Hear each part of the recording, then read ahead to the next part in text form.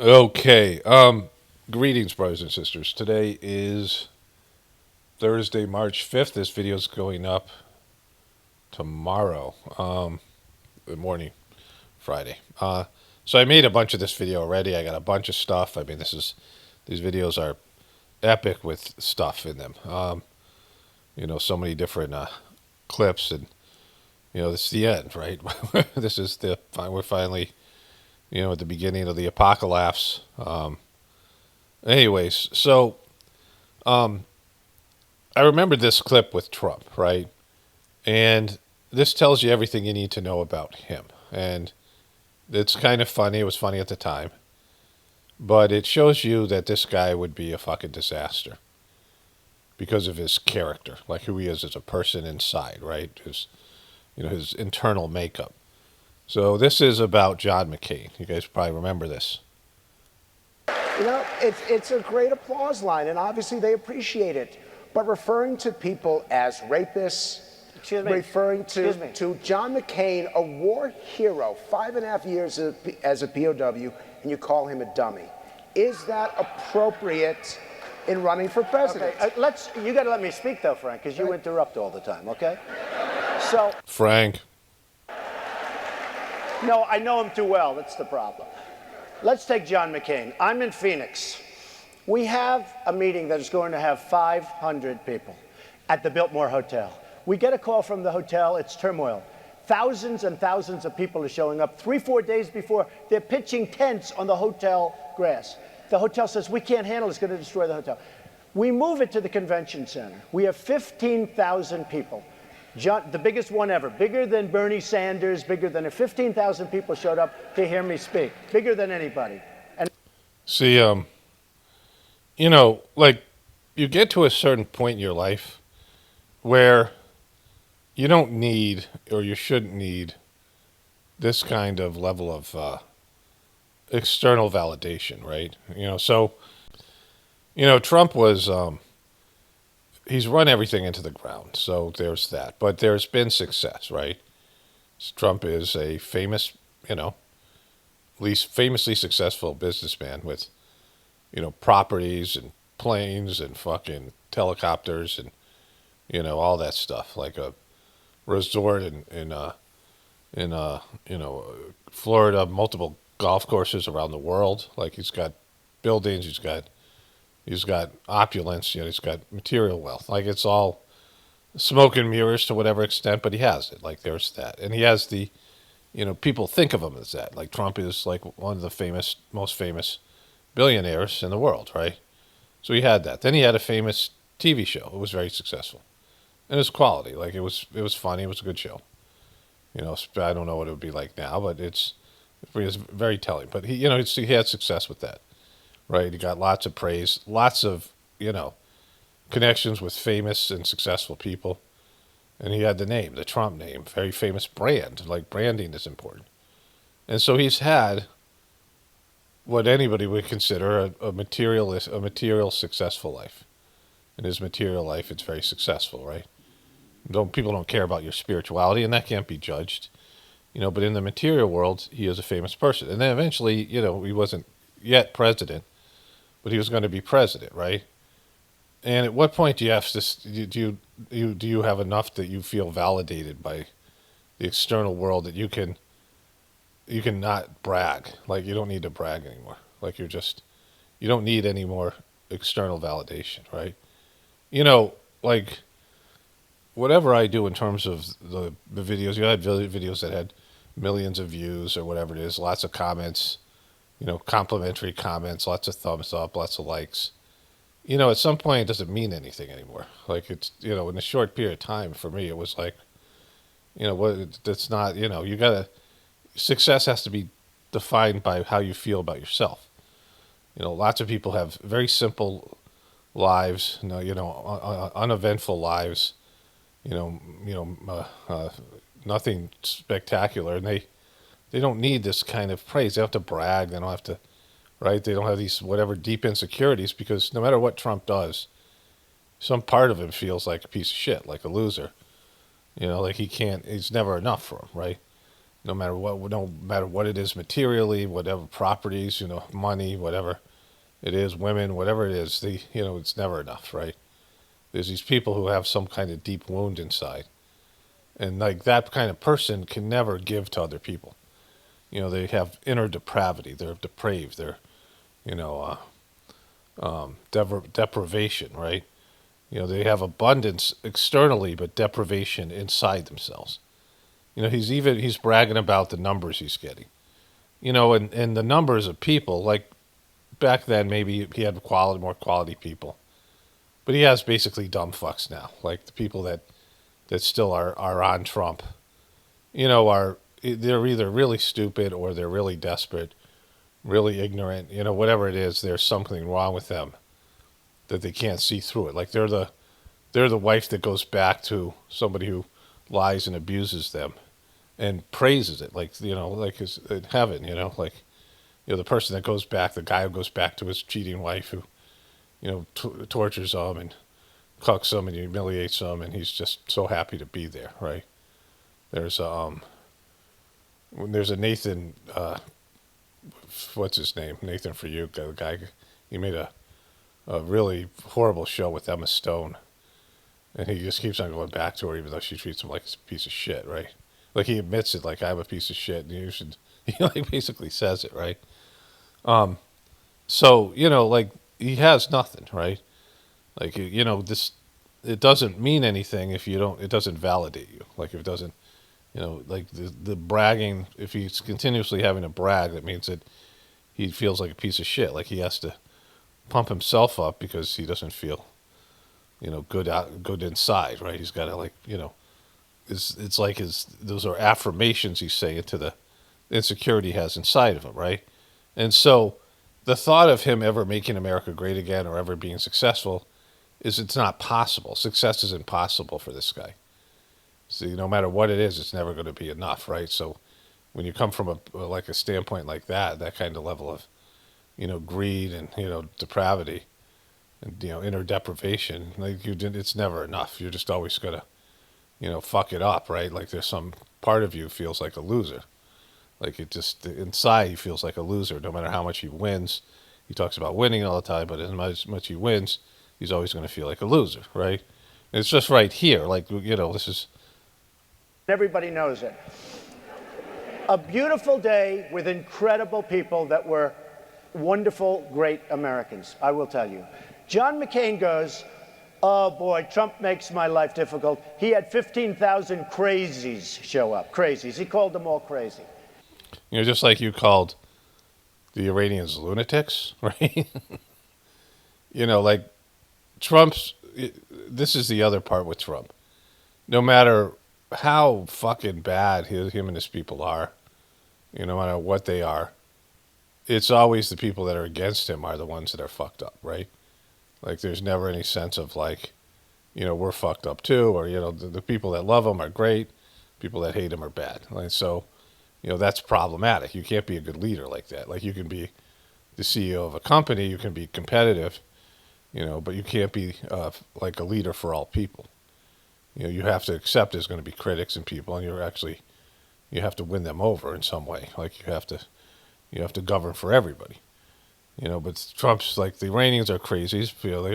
They're murderous people, but the Israelis that just did all the fucking genocide stuff in Palestine and Gaza Strip, they're wonderful, right? Everyone who's on the other side is evil, and that's dangerous. Like that's where you get into danger land, and then his people buy into it, right? I said, they weren't crazy. They were great Americans. These people, if you would have seen these people, I know what crazy is. He knows what crazy. He knows crazy. He's married to crazy. All about crazies. These weren't crazy. So he insulted me, and he insulted everybody in that room. And I said, somebody should run against John McCain, who has been, in my opinion, not so hot. And I supported him. I supported him for president. I raised $1 million for him. It's a lot of money. I supported him. He lost. He let us down. But, he lost. So I never liked him as much after that, because I don't like losers. Okay, so you're calling John McCain a loser. Now, back at the time, I found this refreshing. Not from the standpoint that Trump is going to make America great again, because he's a selfish prick. But they're all selfish pricks, right? They're all shitty. And there's no This is where he started, was doing things that other candidates wouldn't do. He was willing to say things other people wouldn't say. He was willing to do things other people wouldn't do. Act in a certain way. As a candidate, he wasn't being the normal political candidate. It was refreshing, right? It made it interesting. This was where all the energy was. But Frank, let me get to it. He hit me. He's not a war hero. He's a war hero. He's a war hero. 5.5 years. He's a war hero because he was captured. I like people that weren't captured, okay? I hate to tell you. So that was a great line, like funny, but, very problematic. So for many of us, John McCain was a sellout. He certainly was a sellout to Israel, just like Trump is. John McCain was one of the most pro-Israel. He was one of the most, shills for Israel. He was like a Charlie Shekels like shill. Like that was his number one thing, like to be, pro-Israel. And, his being captured Vietnam and being tortured was a part of his narrative. But there was a lot of people that called him Songbird. Like he was actually giving information to the Viet Cong. He was like a, naval admiral's son, some big, whatever it was. But that's not how these narratives are, right? Like these guys are all supposed to respect military. Thank you for your service, right? John McCain, thank you for your service. And, for a guy who was a draft dodger and a loser, a guy who went bankrupt, he has the equivalent kind of loser stuff, right? And him saying that John McCain was a loser, or like he wasn't a war hero because he got captured, is only predicated on John McCain criticizing him. Like these neocons and these guys who were traditional Republicans didn't like what Trump was doing, and they didn't like him coming in, and Trump wasn't maybe owned by Israel, he wasn't endorsed by whatever the powers that be, who later just said, all right, we got to grab this guy. Whoever was behind him, I don't know when Israel kicked in, the bankers and the Wall Street and all that stuff, Zionists. But, John McCain criticized him. And so Trump just makes things up based in, who likes him and who doesn't, the way people treat him. John McCain would have been when Trump was giving him $1 million and endorsing him as a presidential candidate, he was a war hero, right? If the guy was praising Trump, he would have been a war hero, right? He would have been it's only predicated on how they treat Trump. His whole life is about how people treat him, whether they're nice to him, whatever it is, right? There's no sense of all the people that butter him up, whether it be Putin, whether it be Netanyahu, whether it be, any of these guys. All these guys like Ricky Rubio, he called Little Marco, and Lindsey Graham, who he gave out Lindsey Graham's personal phone number, during this campaign. And they all came back and kissed his ass. And so they were the worst people. And he said this, too, when he was running this last campaign, when he was going after DeSantis. He goes, well, if somebody else beats him, I'll go after them, right? And DeSantis had no chance of beating Trump. But it was like whoever's his opponent, and he just makes shit up. He just changes reality. He's just a lying piece of shit. And he doesn't care how much he slanders people or what he says, and that's problematic, like politically. When you're a country built on war, and like I said, being warriors and being, there's something cool about it in terms of it's adventurous and things like that, but it isn't the pinnacle. You're being used by powerful people to, your lives are being sacrificed, and your health is being sacrificed as a young person for rich people who are just pieces of shit, right? So it's not a real thing. But it's what holds America together as a war country, a military-based country with a military, the military-industrial complex and all the business of war, right? And so this shows you all that Trump is, right? Like it's only predicated on who likes him, what they say nice things about him, and what he likes and his whims. He's got a totally narcissistic conception of the world, right? Do you agree with that? He's a war hero because he was captured. Okay? You can have, and I believe perhaps he's a war hero, but right now he said some very bad things about a lot of people. So what? Really, just two. You and your fans, right? And so that's Trump. Like, this is Trump, right? And so, all the things that have happened since then, like he was showing you the kind of person he was. And, I was happy when he got elected because he was such an irreverent, not pretending to be, this, this kind of performative, uh, bullshit that they do, political theater. And these people are all horrible people. And Trump is one of them. He's just acting like a horrible person, right? Like a demon. They're all demons, big ego people. They're all about themselves. But when Trump started to say, all right, I'm going to go for the, now they're talking to be about adorned by Jesus, right? Which we're going to get into later on in this video. Later on for you, I started going through these Twitter clips yesterday, which you'll get to in a bit, all these different things. And, they're talking about this being a holy war. There are people talking about Jesus being the reincarnation of Jesus, like these kind of things. He's, all this kind of stuff, right? Where he started to, buy into this idea that he's some kind of, wonderful leader and great person and transformative person, when he's a guy who just breaks things, run things into the ground, and has, like a self-hatred, like somebody who's never going to be happy, never satisfied. You ever see this guy smile? Like he said this about Caitlin Collins. You ever see this guy be happy? You ever see joy coming out of him? Like he gets a little bit happy when he's in front of the crowd and these things, but he's being fed by the audience. But he's not, a person that's content. Like, people who can be content with, just having a normal life, right? People can just be content with, some success. Like he doesn't enjoy his stuff.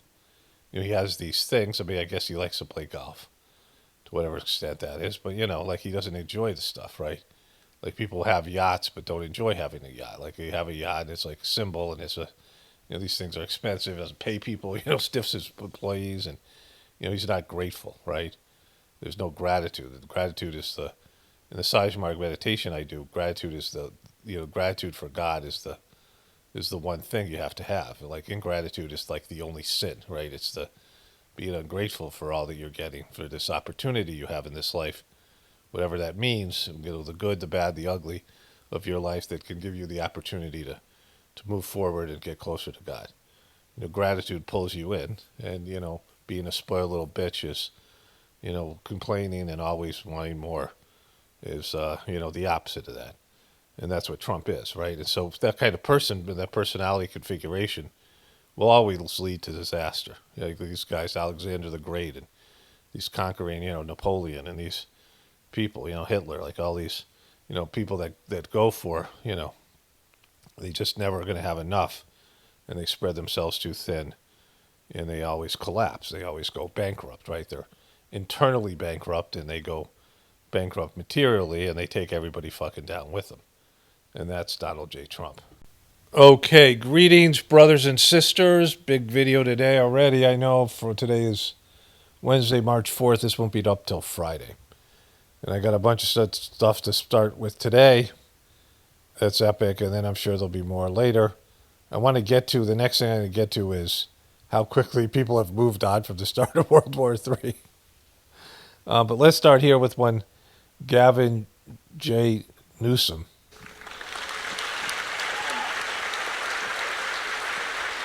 You mentioned the shifting explanations and rationales that are coming out of the White House. Yesterday, Marco Rubio pretty explicitly said that the timing of the operation was based on planning by Israel. He basically said, we knew that the Israelis were going to strike Iran, which meant Iran would strike back against our bases in the region, which means the U.S. had to preempt the response, I guess, and bomb the... Okay, so that's in conflict with what Trump said, that he had a feeling, right? Like this had nothing to do with Trump. Iranians first. What did you make of that explanation? And then a lot of Democrats have looked at the Netanyahu regime. Look at how fake he is. Look at this fake fuck. And felt like... This bandwagon motherfucker. Look at him, look. He's such a fake piece of shit.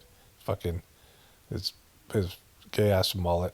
You know what? We don't like the trajectory he's on. It's time to rethink the U.S. relationship with Israel, especially military support. Well, where do you stand? He's making that easy right now. Let's talk about that. So the first rationale was we've got to make sure that they're not a nuclear arm. But we, of course, that rationale, I thought, was resolved, meaning we had completely obliterated their sites. And so that was the first rationale. Then, okay, so well, maybe that wasn't the case, but now it's about their missiles. And they can perhaps hit the United States. And then you realize, wait, that's a decade plus away, if that. So that's BS. Okay, then it's about their militias. It's about their proxy. Then it's about their Navy. And then it's in response to the likelihood that that Israel was going to, so we had to go in ourselves. And then you hear Hexet, God help us, his rationale or non-rationale. So this is Keystone Cops, but playing with real lives, with our reputation.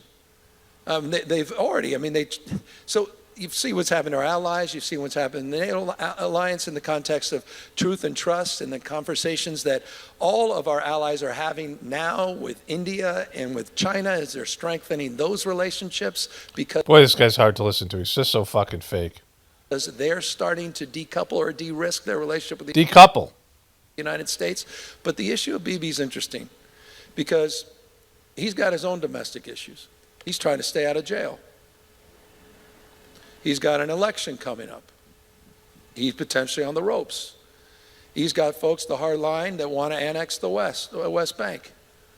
Freeman and others are talking about it appropriately, sort of an apartheid state. They couldn't even, we're talking about... So he's jumping on the bandwagon, right? He didn't do this years ago. So this guy's a failed piece of shit governor. Very much Trump-esque, failing upwards, because what he's done in California is a disaster. I don't know how he keeps on getting reelected, but it's been a disaster. People have been fleeing that state. I haven't tuned in lately, but we've known that for years. And so he didn't do a great job with California. They've had lots of crises and messes there, and he's fucked these things up. And he's so fake, and, but politicians suck now. They're sucky people. You have a choice of various sucky people. They're not even good at being politicians. And lots of times they fail upwards, and he's the number one candidate. And, maybe the good thing about this is the front runner for the Democratic nomination is going after Israel. He sees that this is politically advantageous. So that's how bad things are for Israel right now, because this guy's a lying sack of shit. He sees the poll numbers and he jumps on the bandwagon. He's the same thing we saw with Trump. Trump jumping on the Epstein thing and all these other things. He really didn't jump on it, but his people did, and his MAGA people self-deceived to think Trump was all about Epstein truth when he never really was. But Trump jumped on a lot of things, and Trump said, regime changes don't work, and I'm not going to get in forever wars, but then he gets president and something different, right? So, this guy shouldn't be trusted, he shouldn't be voted for. But it is interesting that he is saying this shit now because, people are starting to say this. Even in mainstream media, I got something from Don Lemons I got to pull up because he's even saying it, fucking Don fucking Lemons even. And so, I was just talking about how they wouldn't say it, but now they're seeing that other people are saying it so they can say it, right? But this is clearly, people, the first question Trump was asked whether, Israel, and I covered this in my last video, in the beginning of it, and yeah, Trump fucking, he said that I had a feeling that Iran was going to attack first, but Rubio apparently said something different, and then Gavin Newsom's now jumping on the bandwagon, just like Charlie fucking Kirk and the rest of them were. So there's that, right? The other day, he's been waiting 40 years for this to happen. That's what he said. And it looks like he finally found an American president who was reckless enough and stupid enough to drag America into this war. Okay, still Wednesday, whatever the fuck it is, March 4th. So this was on this morning. It says here, Israel says it will target any new supreme leader. And this guy just said that Netanyahu said he's been waiting for this for 50 years. And so, then this guy's saying they finally found a president stupid enough to give it to him. So they're starting to say this on mainstream media. But the more important thing I want to cover is, although there are these stories, you see on the right, there's two hearings going on. There's Tim Walz and there is Kristi Noem. And, those are the lead stories. Last night they started to talk about these goofy primaries. And, the zest had come out of World War III. They have a limp dick response. They don't have any real, they're going, they got some, valid points about Trump, what he said before and what he said now. They got MAGA base turning on Trump. I'm talking about, the liberal media. But that's about it. And they're already kind of moving on. Sports is going on. Like the sports guys are talking about sports. Like this is like no big deal. Even if there's some worries or whatever it is, people are just going about their business. Like, I think everybody senses this is going to fucking end really poorly, right? All right, I have a voice over here. Let me go this rest of this clip here first. Senator Chris Van Hollen, thank you for joining us. Again, the Senate expected to vote today on a war powers resolution. We'll be watching closely to see the result there. Up next, round two, DHS Secretary No facing a second day of lawmaker questions after a bruising face-off in the Senate. This time, she's in the House. Plus, Republican infighting intensifies in Texas. The majority of Americans and people in the world know that this is going to go south, but it's like, well, who knows? Like it hasn't done that yet, and it's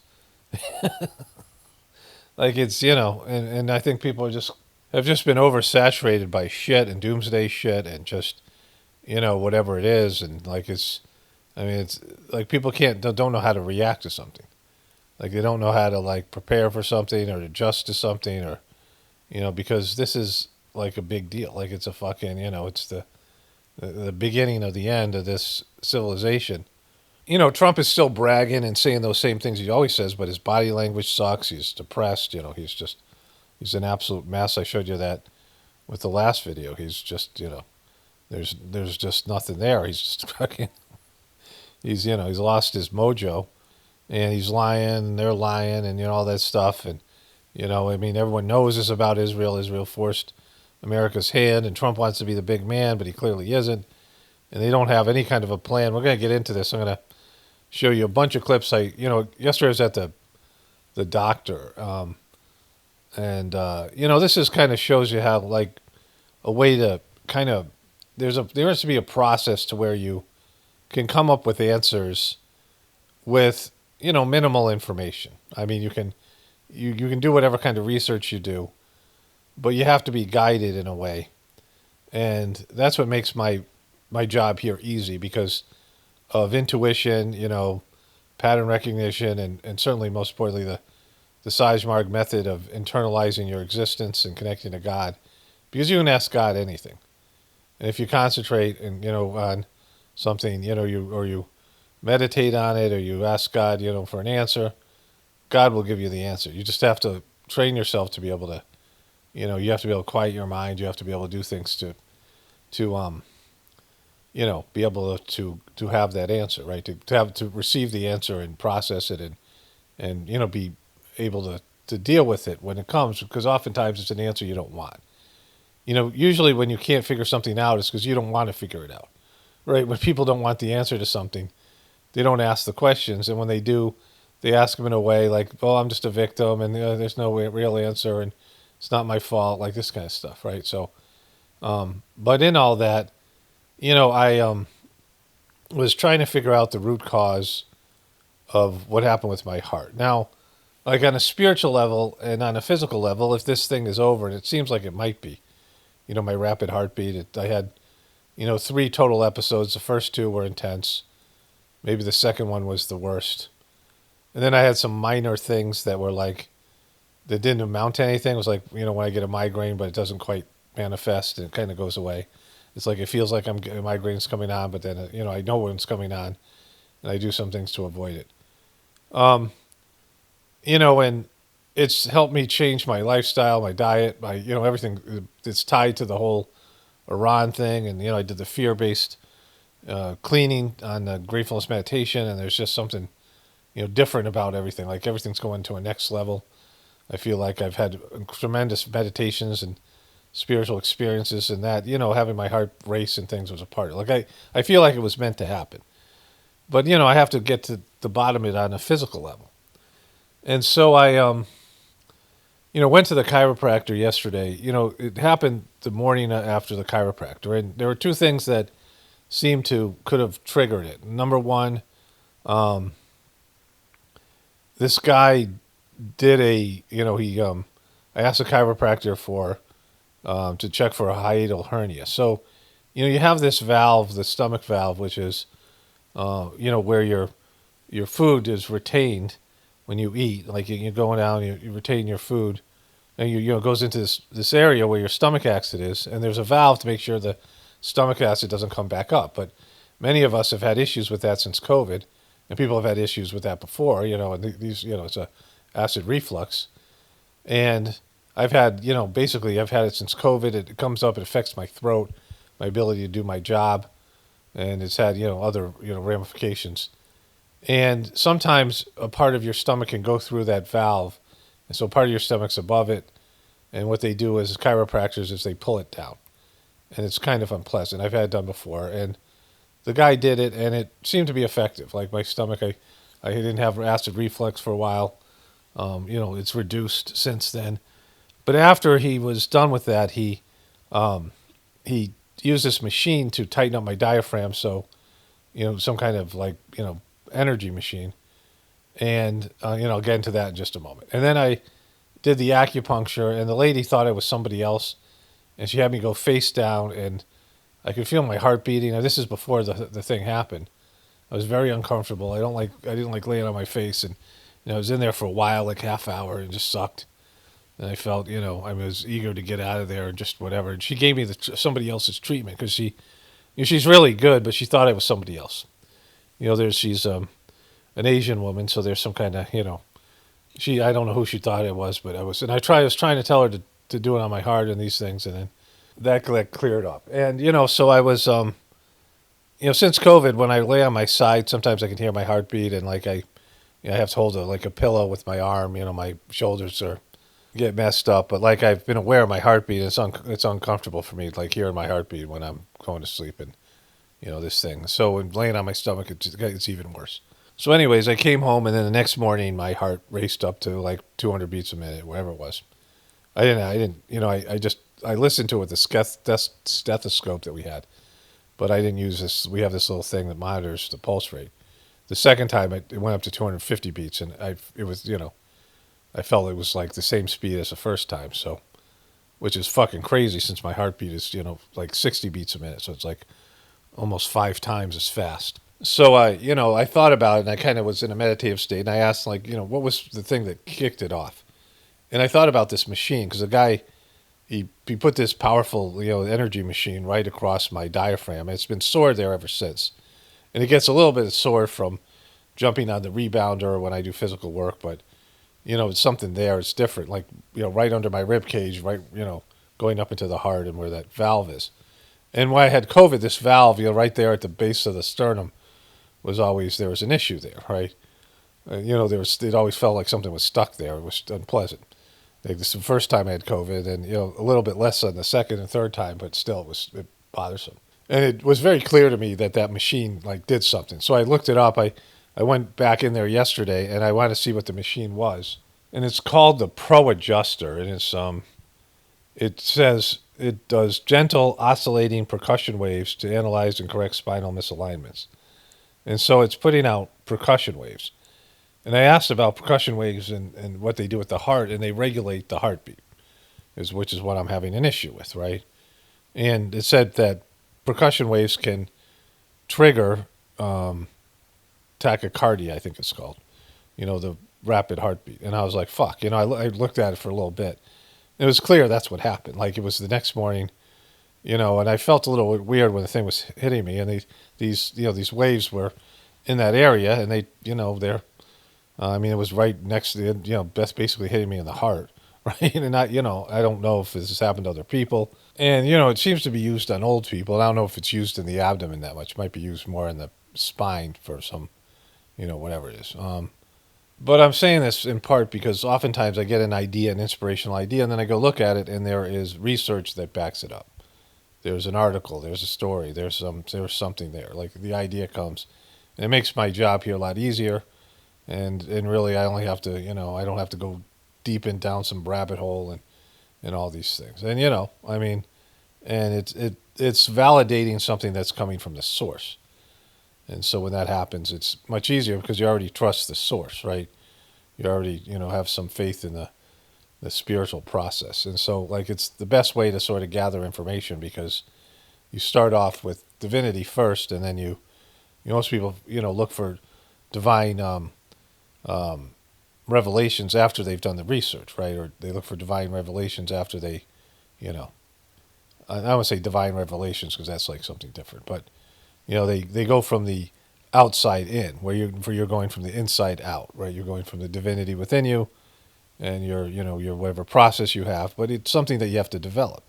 Like most people suck at it, and they don't have a clean internal world, and they don't know how to connect to the divinity within them, so they get something else, right? They get, their own, subconscious voice, or some fragmented, part of their psychological makeup. So it takes some system and some level of, whatever it is. And so getting back to this stuff with the war, people are eager to move on from this. Like, people love denial, and, not that they're not aware that this could go south, but they just don't want to dwell on it, and you can't really function, if that was the case.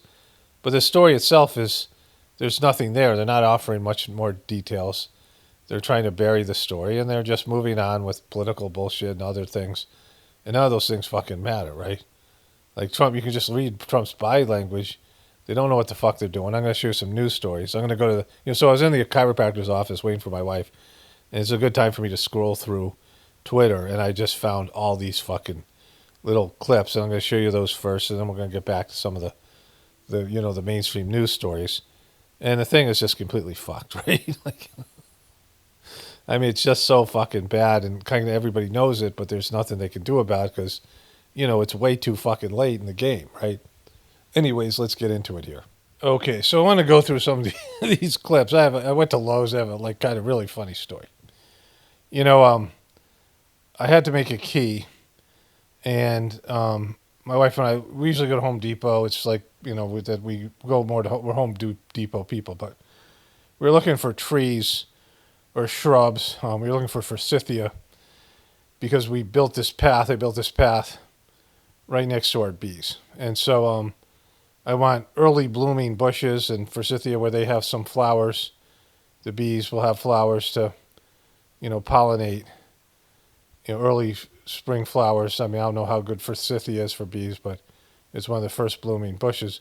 And then it leaves out quickly, and it'll be like a block between us and the bees when we're walking down the path. The bees won't be able to, see us from their hive. I mean, they go out the other way, so the entrance, we only have one hive left, I think.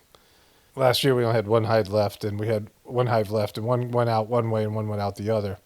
Anyway, so I found this cool tree. We found this tree at Lowe's, and I went back. I took our pickup truck, and I used the jump starter to take it out there, and I went inside to make the key. And there's nobody there, and I walk by. There's a kind of a self key machine, which I wasn't really that psyched about using, anyways. And it was like broken; it wasn't on. And there's no employees around. There's one lady at the self checkout. The store's kind of almost empty. And I see this kid walking, like maybe 20s, early 20s, 19, maybe, I don't know. He's a Lowe's employee, and he's kind of ahead of me, but he's walking slow. like. And I'm like, all right, I'm going to go ask this kid to find me something to make a key, because I doubt he's going to be able to do it. And so I go up, and there's three guys there, like he's walking into the front where there's like the place where everyone comes and returns shit and all that stuff. So I start talking to him, and they come around the corner. I see the other two guys, they're older, and I look at them instead. And he goes, no, I got you. And I'm like, so we go over the key machine. That's obviously not working. He goes, oh man, it doesn't look like it's working. So he randomly just starts pressing all the buttons. The thing's got no power. There's nothing. It's got like a screen, and the screen's off. So it's like not fucking working. And then he asked me for my key, and he sticks the key in the hole where the key would go, thinking that would somehow turn the thing on. Like it was in power save mode. I mean, I'm hoping the guy's this is like first day. But, just even if it is, it's not really great what he's doing, And then he takes the butt end of the key and tries to stick that into the hole. The back end of the key. It obviously goes in front. Why would the key go in backwards? And it won't even fit. You can see just visual, if you have any ability to judge volume or anything like that, that the key's not going to sit there. I'm like, holy shit, this motherfucker's trying to put the key in backwards, thinking it's going to turn the machine on. Like it's going to absorb the whole key and spit out and then magically turn on in like, shoot fireworks and then spit out, some keys. Like, I'm like, holy fuck! No wonder we're, this is what we have. This is the kid who said, "I got you." I'm like, well, if you didn't know how to work the machine, you don't got shit, right? And so he goes, well, we have another machine over by hardware, which that was the one I wanted to use, but I was walking down there, I couldn't see it, but it's tucked away, because it stands out at Home Depot, but at Lowe's it's hidden away a little bit. He goes, I'll just have to pass you off to somebody else because I don't know how to use it. I'm like, really? You did so well with the automatic key machine. I thought you were a fucking expert. I knew as soon as I saw the kid, there's no way I'm going to get a key made from him because I'm going to have to fucking end up coming back and return it. Like, if he was going to do it. Because he just, these young kids in this generation, I have no faith in their ability to do shit, right? I mean, if it's like a screen, if it's like using their app to find something, but if it's about hardware itself or it's about anything, in any store, it's about the merchandise, no. But if it's about technology, sure. Yeah, they can do anything, that involves a screen. But, if the screen's not on, they're sticking the keys in backwards. And so I go over there, there's an old guy, and he makes the 2 keys. But this is as much of anything on why this is happening, because, we've lost our way. Like, these kids have nothing. Like, they have their computerized worlds. And, I mean, some of them, but the majority of them, they're just fucking lost. And they're not competent human beings based in the system in place. Like, when I'm talking about survival skills or, living like a natural human beings, Aboriginal people, village-based people, farmers and homesteaders. We're talking about just being able to use the outside world, very user-friendly system that we have, and they can't fucking do it, right? And so, this is why it's happening, because we've gone downhill so quickly. Anyways, let's get into the other stuff here. Okay, Israel's getting, they're getting rolled here. Current state of America, that's, self-explanatory. So these are in order. I started to, I don't know where that last one came from, but I think that was just, I saw it was on Twitter on my computer, but I looked at Twitter on my phone, and I just was scrolling through everything while I was in the doctor's office between, we have these appointments, and I could have gotten 20 more things. Some of it's just redundant, but this is what, is being put out there on Twitter. I didn't search for anything, and, I clicked on a few things. The next thing you know, more things are coming in. But this is in order what I looked at.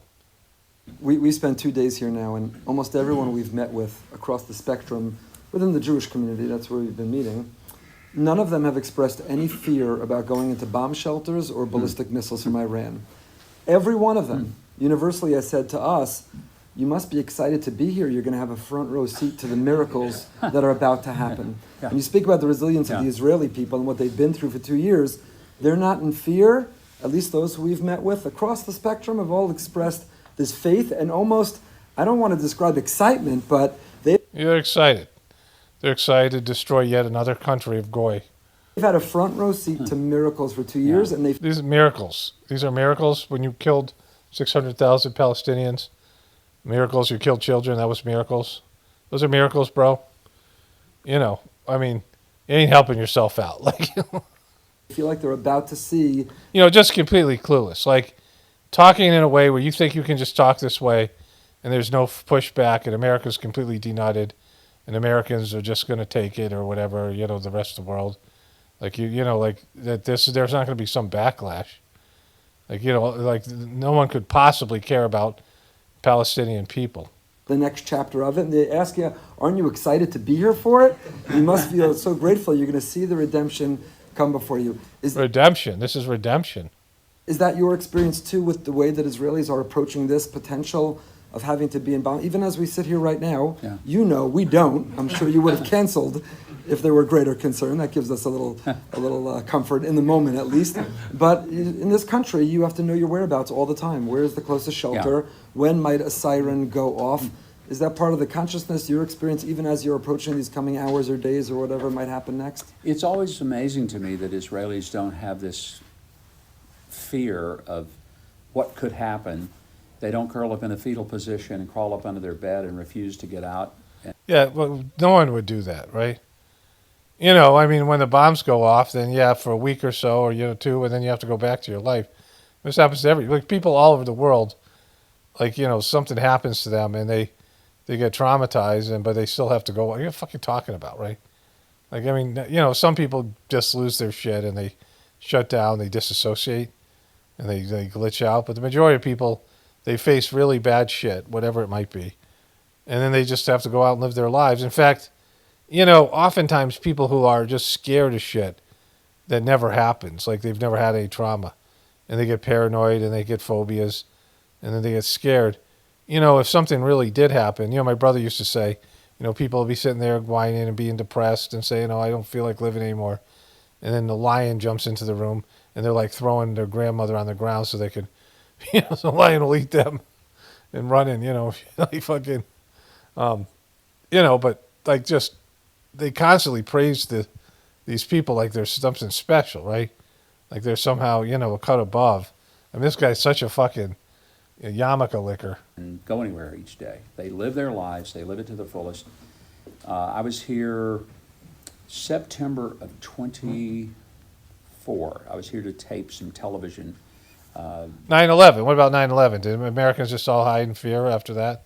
Like, it's silly. Like, Americans are big into not doing that. Like, they, even if it's wise for them to hide, they don't. Footage for my television show. And I was having lunch in Tel Aviv with a friend of mine, and all of a sudden the Iron Dome, the siren goes off, and the Iron Dome intercepts a rocket from the Iron Dome that America paid for? Gaza, right above our heads. You can hear it and see it. Everybody goes to the shelter. I was amazed. Nobody was rushing. Nobody was pushing or shoving, but everyone methodically, no one ignored it.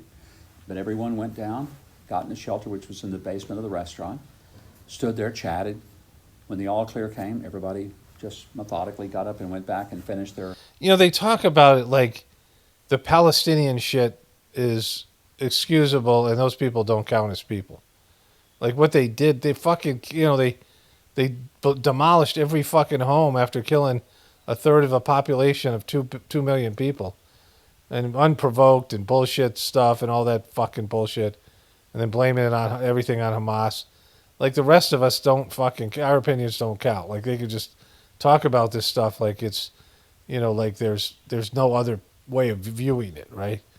Like, I mean, like in just, who cares if if anybody is negative towards them, they're just fucking anti-Semitic. I mean, it's just like the sickness here, right? And that somehow, like, they are the chosen people and God's going to come through with them, through for them, and that's never going to happen. Like, this is, it's the beginning of the end. Now cold lunch. And it was almost, and I was just thinking, had this happened in America? I mean, people would have been screaming and yelling and, calling, I don't think I'm going to make it, and all of these moments. You actually are selling your own country out and the people there? Fuck this guy. Like, this should, this just said we're a bunch of pussies compared to these Israelis, right? Like, they're just so much tougher and braver and better than Americans. Like, he just said that shit, as a Republican. And, like, no one's going to call it. I mean, if this was like an Obama guy, imagine what the fucking Fox News would be saying about how anti-American he is. I wonder about Fox News would be covering this, right? It would have been totally different. It is amazing to see, again, that goes to the resilience of the people here. I won't say that I'm excited about the whole process. I told the president when I was back with he and the prime minister for the meetings 2 weeks ago, I said, Mr. President, I hope that some peace agreement can be made. I'm not optimistic that it can or will, but I would love to see that happen simply because you're going to be 6,000 miles from this and I'll be in the bullseye. So Abraham Lincoln once... Because Trump's a pussy, right? Tell him. Like, if he was Netanyahu, he'd be fine with it, but Trump's too much of a pussy. Say it. Said when he was run out of town on a rail, if it weren't for the honor of it, I'd just soon pass. And I think to a large degree,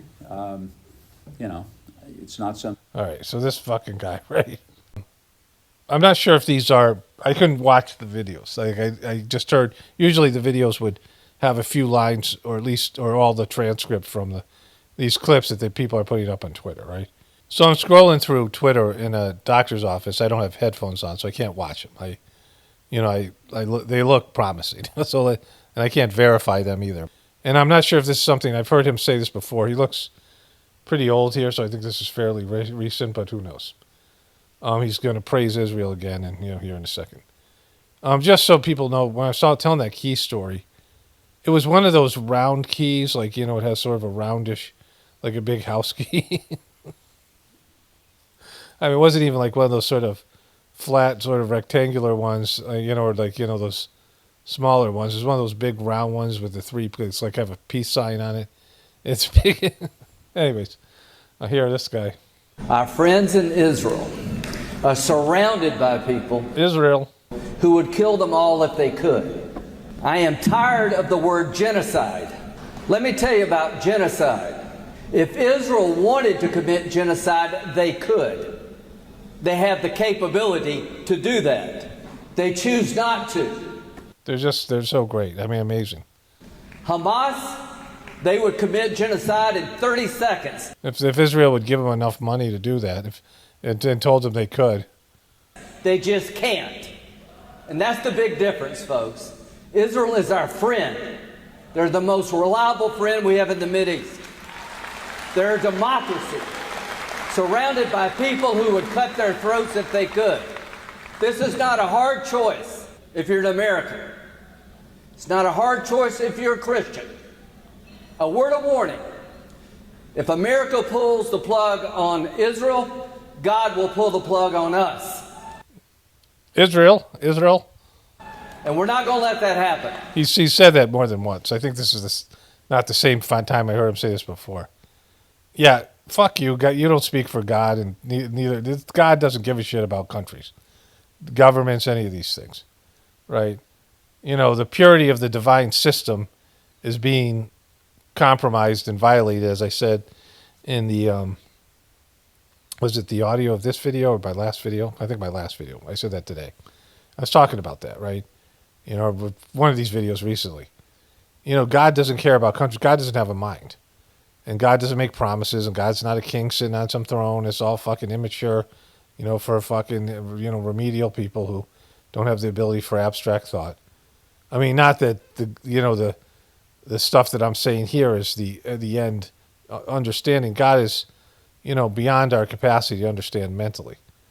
But, they would higher developed souls come down and work with retards, works with the masses, the dumb fucks. They have to, speak to them in the language that they can understand. And so they said God's a king because they think, yeah, king. God's a warrior. Okay, yeah, warrior. Because that's all they can understand, right? They don't have the capacity to understand God. So God, the God in the Old Testament is not God, it's a demon. So that's even worse. Like that's whatever that thing is. But, God is not fucking back his, what's going to happen? I'm sure Israel has ways of kneecapping America, in terms of the power structure, all the power positions they're in. There's some guy here said they've planted bombs, I guess, some Assad guy. That's a little clip coming here. So I would assume, that if America bails on Israel, they'll do their best. It won't be a fucking nice breakup, right? Especially if America doesn't fucking go all the way and then just, where they become an enemy and not just like, decouple. If we decouple. So I just want to end with this thought that President Trump has stood with Israel at the most difficult time since its founding. October the 7th was an effort to destroy the state of Israel. No, it wasn't. It was nothing. Do you think they don't have an army of the Palestinians? He did something, that Israel probably just, opened the doors like they did on the fucking January 6th and let them in if there was, it was a staged false flag thing, more than likely. But even if it was Hamas doing that, they're funded by Israel because Netanyahu's admitted it in several places that they've funded them. That's well known. So, they're an Israeli asset, and they can only do what Israel gives them the right to do, the permission to do, and their ability. They couldn't fucking destroy all of Israel. The largest loss of Jewish life since the Holocaust. And here we are almost 2 years later, and Israel's the bad guy. That's ridiculous. Yeah, it's not, because It was a false flag thing, and they killed what was it, 1,800? I mean, allegedly, and then they came back and killed 200, 300,000 kids, 600,000 people or more, and destroyed every building in the Gaza Strip, which was their goal all along. Of course, they're the bad guy because they are the fucking bad guy. Israel is not the bad guy. They're the good guy. The bad guys are the radical Islamists who would kill everybody in this room if they could. Okay. Why are they bad? Doesn't seem like it's a fucking wealth of intelligence in that room. So I don't know when this is. It looks like old Trump here. A recent video of old Trump. He's in Corpus Christi, Texas. I don't know. I mean, campaigning. I don't know. I mean, it could be a year ago. Who knows? I have a policeman. I tell the story. Same guy. I meet him, but it's this wonderful, tough policeman from New York. He's taking good care of us, and he said, "Sir." Well, he's got Gulf of America has. So this is, at least after the election. It's so good. My married life has gotten so much better. Why? My wife thought I was a loser financially. I couldn't make any money because my 401k was dying for years. And now she thinks I'm the smartest financial genius ever. It's made my sex life good. It's made my life good. It's given me a tremendous boost in life, sir. This is a big, tough cop. He said, my wife treated me like a dog, and now she admires my financial genius. And I haven't done anything. My 401k has gone through the roof. Jesus fucking Christ. Okay, so he tells these stories. They're never real. Trump doesn't listen to people. Like, he's not into listening to people. He doesn't like to listen to people, right?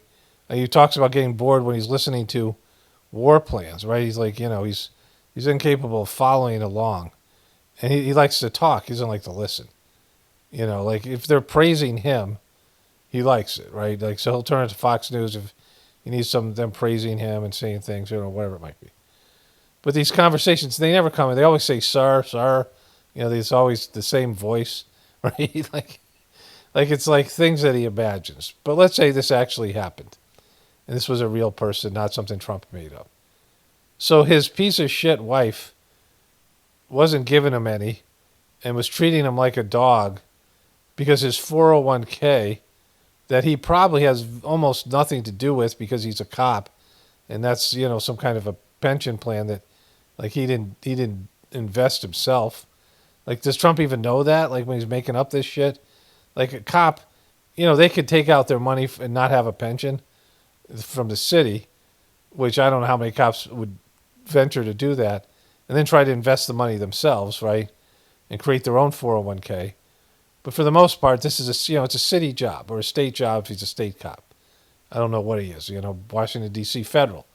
And they have federal pensions, and the pensions are invested for them. And he's saying because Trump's turned the economy around, his wife's giving him stuff and loves him because his 401k is so big, right? Like, he's so fucking retired. Like, he's so stupid. Like, this doesn't happen. And what kind of cunt is he married to, right? Like that's why she's treating him like a dog because his city pension, his state pension, or his federal pension, wherever this imaginary cop, this big tough cop. He said New York City, so probably a New York City cop. They have their own pension plan, and she was treating him like a dog because the people invested in New York pension as and she's aware of it, like she's monitoring his pension, right? Like. So Jesus fucking Christ, bro. Do New York City cops have a 401k? Yes, New York City Police Department, NYPD, officers have access to a 401k style plan as part of their retirement benefits package. Specifically, the new NYPD offers a deferred compensation plan, often referred to as 401k or 557 plan, annuity fund, and a pension plan that allows for retirement at half salary after 20 years of service. Okay, so that's, pretty much like unless this guy is saying that he has another investment, right, on top of he's managing his own 401k on top of what he's getting from New York City. And it's been failing under Biden. He's been showing his wife so that she can treat him like a dog. Like, I mean, it's not a real story, right? It's fucking really stupid. Trump's supposed to be a financial guy. He's a New York City guy. So Twitter stuck in something from this fucking pie-faced cunt. Look at this. Look this direction. Do you like what you see? You can keep going further. You can keep going down this further. Then you have other people that look at this. Sensationalize this. Look at this. You see it now? So everything is vying for your attention. Everything. And it's literally just goes back to the garden of Adam and Eve. God says, you have the Garden of Eden. Do not eat the fruit from this tree. You have everything else. And then they're like, why not this tree? You mean the woman did that? Like, you mean you had everything with Charlie Kirk and you wanted that tree? Are you saying you're Eve? Fixation on focus on what you can't have when you have all of this. Okay. I don't know where this is, but classic Erica. Can't really argue that the Goyim are going to be annihilated. That's not really an option for all the Nevuahs, all the prophecies. And not only Goyim as individuals, you could say that we broke down their nationalities and there are a whole bunch of Yechidim running. I wish there wasn't a song here because I might have to. Well, let's just leave it at that because, hopefully this won't be copyrighted. We can read this stuff underneath here. A bunch of ye children running around, and no, as nations even as Goyim, they're gone. Can't get rid of the Goyim. Just come on. Their personalities, if they exist as they would exist independently of, they don't exist. They're done in modern terminology and modern terminology. They call it cultural genocide. That's a term. Just weird looking. So that's a term. I don't know. There's another thing I had sitting up here. I wasn't going to show it, but we're not. I was, and I decided not to put it in one video. It's just been hanging around. Let's go to that one. Okay, so I must have X out of that clip. It said the same thing. Death to the Goyim. There's a lot of that being put up on Twitter. So who's this chick? I certainly empathize with Americans who are exhausted after 25 years of foreign entanglements in the Middle East. I understand the concern, but the difference is that back then we had dumb presidents, and now we have a president who actually knows how to accomplish America's national security objectives. Holy shit. Okay, so that's not true at all. I mean, we've had dumb presidents before, but no one was more dumb than Trump and more incompetent than him. And so, holy shit, bro. We have this genius. You sold out, bro. All right, so this guy. Freedom is precious, but it has to be protected. And we have to understand that we're fighting here. We're fighting here the bad guys. We're the good guys. Oh, you're the good guys. Fuck. I thought you guys were the bad guys. You were killing children and you're manipulating and lying and coercing people and doing, I thought you guys were the bad guys because of the way you act and behavior, the way that you look, the way that you talk, everything that you exude says bad guy. But since you say those words that you're the good guys and those guys against you are the bad guys, then I have to believe it because no one lies ever, right, about being a bad guy. We're fighting here the bad guys. We're the good guys. These people massacred their own people. Imagine what they would do, these people who chant death to America, if they had the ballistic missiles and the nuclear warheads to deliver to every American city. Do you want to wait? Do you want to bet your future on whether they would do it or they would not do it? I mean, look, nobody stopped North Korea, so they now have ballistic missiles and nuclear warheads. But they don't say death to America. No, North Korea, they love America over there. They're totally pro-American. All right, so let's let them finish here. Iran is 50 North Koreas. Iran is committed to your destruction. All right. A couple of things I want to say about this. When anybody says we're the good guys, they have to tell you they're the good guys. They're not, right? It's just a rule. If someone said, hey, I'm a good guy, I'm the good guy, just whatever it is, right? When everybody says that, they're obviously not. You know, you can see the way that Israel treated Charlie Shekels. You know, Charlie Kirk. Well, a little bit different because they propped him up, you know, to do their bidding. But he was doing Shabbat Shalom and doing all that bullshit, you know, the Sabbath, the fucking Jewish Sabbath and all that stuff. And he was more into Israel than anybody. And he, you know, did all that kind of, you know, that pandering to them, that, you know, the gaslighting of college students, all the thing. I'm going to talk about that more later because Tucker Carlson's going to bring him up. And I got a clip of that. But as soon as Charlie started to back off a little bit because it was just, you know, so gross and so wrong, and his, you know, he was going to lose his audience, they went after him, and they you know, like he was all whining and crying, they're questioning my character and these things. As soon as Israel is done with America, they're going to toss us aside, and they'll be like totally shitty about it, right? As soon as America is on hard times, you know, Israel will be like all about how fucking they suck or we suck or whatever. As soon as we turn on them, I mean, just like with Trump, when someone criticizes Trump, but this is, you know, and because they're a parasite, right? And this is a parasitic nation.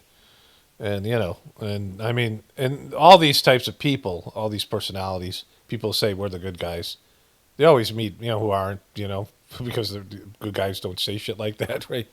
God's there to be feared, and you're there to grovel before God. If you hear the guinea fowl, somebody mentioned they heard them.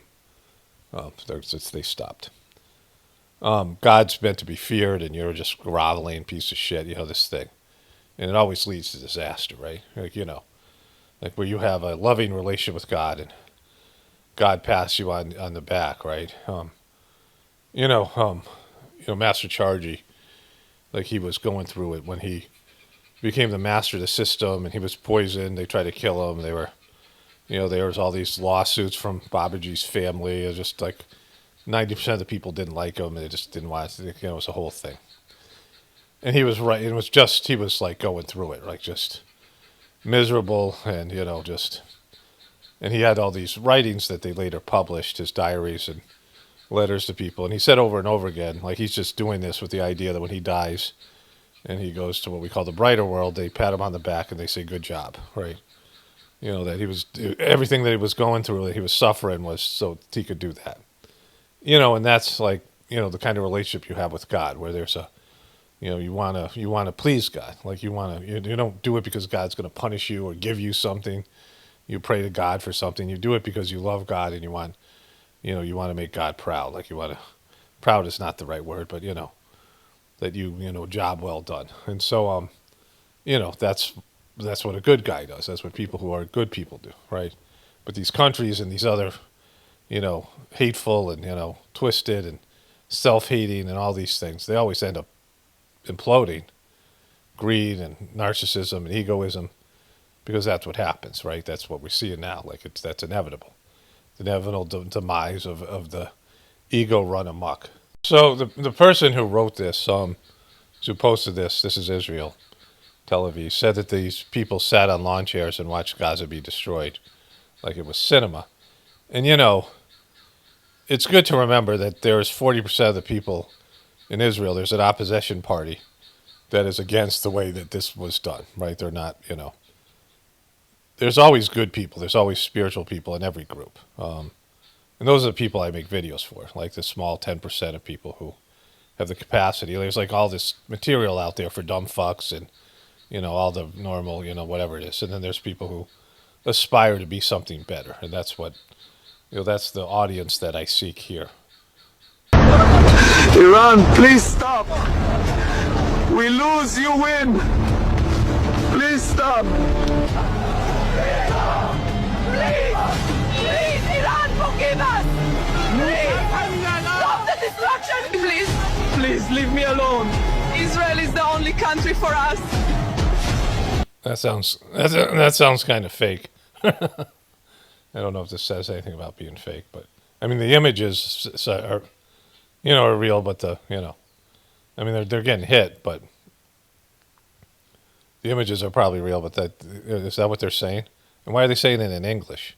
This is done for an American audience. Why would they, like, you know, there's neither one of those countries speak English as a as a official language. Anyways, I don't know if they know. I don't know what Iran. What's the Persian language is? Whatever it is. There's I used to know it, and maybe I'll know it again. But anyways, it seems kind of fake. Is it called Farsi? I think it's called Farsi. Is it Persian or Farsi? I don't know. Okay, so I can't fact check all these things. Like, these things are just up there on Twitter, and I don't know how many, with AI and all this stuff. And I don't know. This guy is supposed to be the guy who's in charge of Mossad, the ex-Mossad chief. Did you see any surprises in Gaza? Surprises? Yeah. You mean intelligence surprises? Pages, walkie-talkies. Do you know how many treated equipment do we have in these countries? You don't. I do. You mean booby-trapped equipment? Not only booby-trapped. And spying? Manipulated equipment. All right? In which countries are you talking about? All the countries that you can imagine. And not Gaza? Not Gaza. Nothing enough. in Gaza at all. Did you see that? If we had it, when we knew something about them coming, something, right? Would have sold them everything. Just everything. I mean, you can't imagine the quantity. When I have invented that method, that was in 2002 to 2004. The pager method. The manipulated equipment method. Okay, we have already used it. Manipulated equipment in Second Lebanon War. In 9/11. Some of the elements were speaking to us.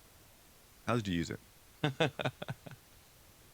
On a glass of water. We can get some brandy. He could tell you, but he didn't. All right, so what an arrogant prick. So, I would assume this guy is who they say he is, because the way he's talking about it. When you have to spy and you have to manipulate and you have to, game the system here in America and own the media and, do all the things that they're doing, then, like, this is the shit that you get, right? Like, this is the stuff that happens. Let me see if I find that CNN clip. I had it yesterday. So this is a beautiful moment. This is something was sent to me yesterday. Want to go up there. We're not showing you that because we're not going to show, the Israeli government does not allow us or want us to show where that may have come. They don't allow you? The Israeli government doesn't allow you, CNN? They don't allow you. Do you get permission? Can you bow down? Can you beg them to let you to show this? Want to go up there. We're not showing you that because we're not going to show, the Israeli government does not allow us or want us to show where that may have come up, that interceptor. But I'm not one. They don't allow you. They don't allow you. They don't allow us to do it. What did they allow you to do? Can you go get a drink of water? Can you? What are they allowing you to do? What can you? What do you have permission to do? So little Marco said this. There absolutely was an imminent threat, and the imminent threat was that we knew that if Iran was attacked, and we believed they would be attacked, that they would immediately come after us. And we were not going to sit there and absorb a blow before we responded, because the Department of War assessed that if we did that, if we waited for them to hit us first after they were attacked, and by someone else, Israel attacked them, they hit us first, and we waited for them to hit us, we would suffer more casualties and more deaths. We went proactively in a defensive way to prevent them from inflicting higher damage. Had we not done so, there would have been hearings on Capitol Hill about how we knew that this was going to happen, and we didn't act preemptively to prevent more casualties and more. All right, so that's the truth, right? Israel was going to attack. This is what Tucker Carlson said. This was the info he was getting. That Israel was going to attack them, and then as soon as that happened, Iran was going to go after American assets. So they wanted to be, this was a first strike mentality, right? So this obliterates Trump's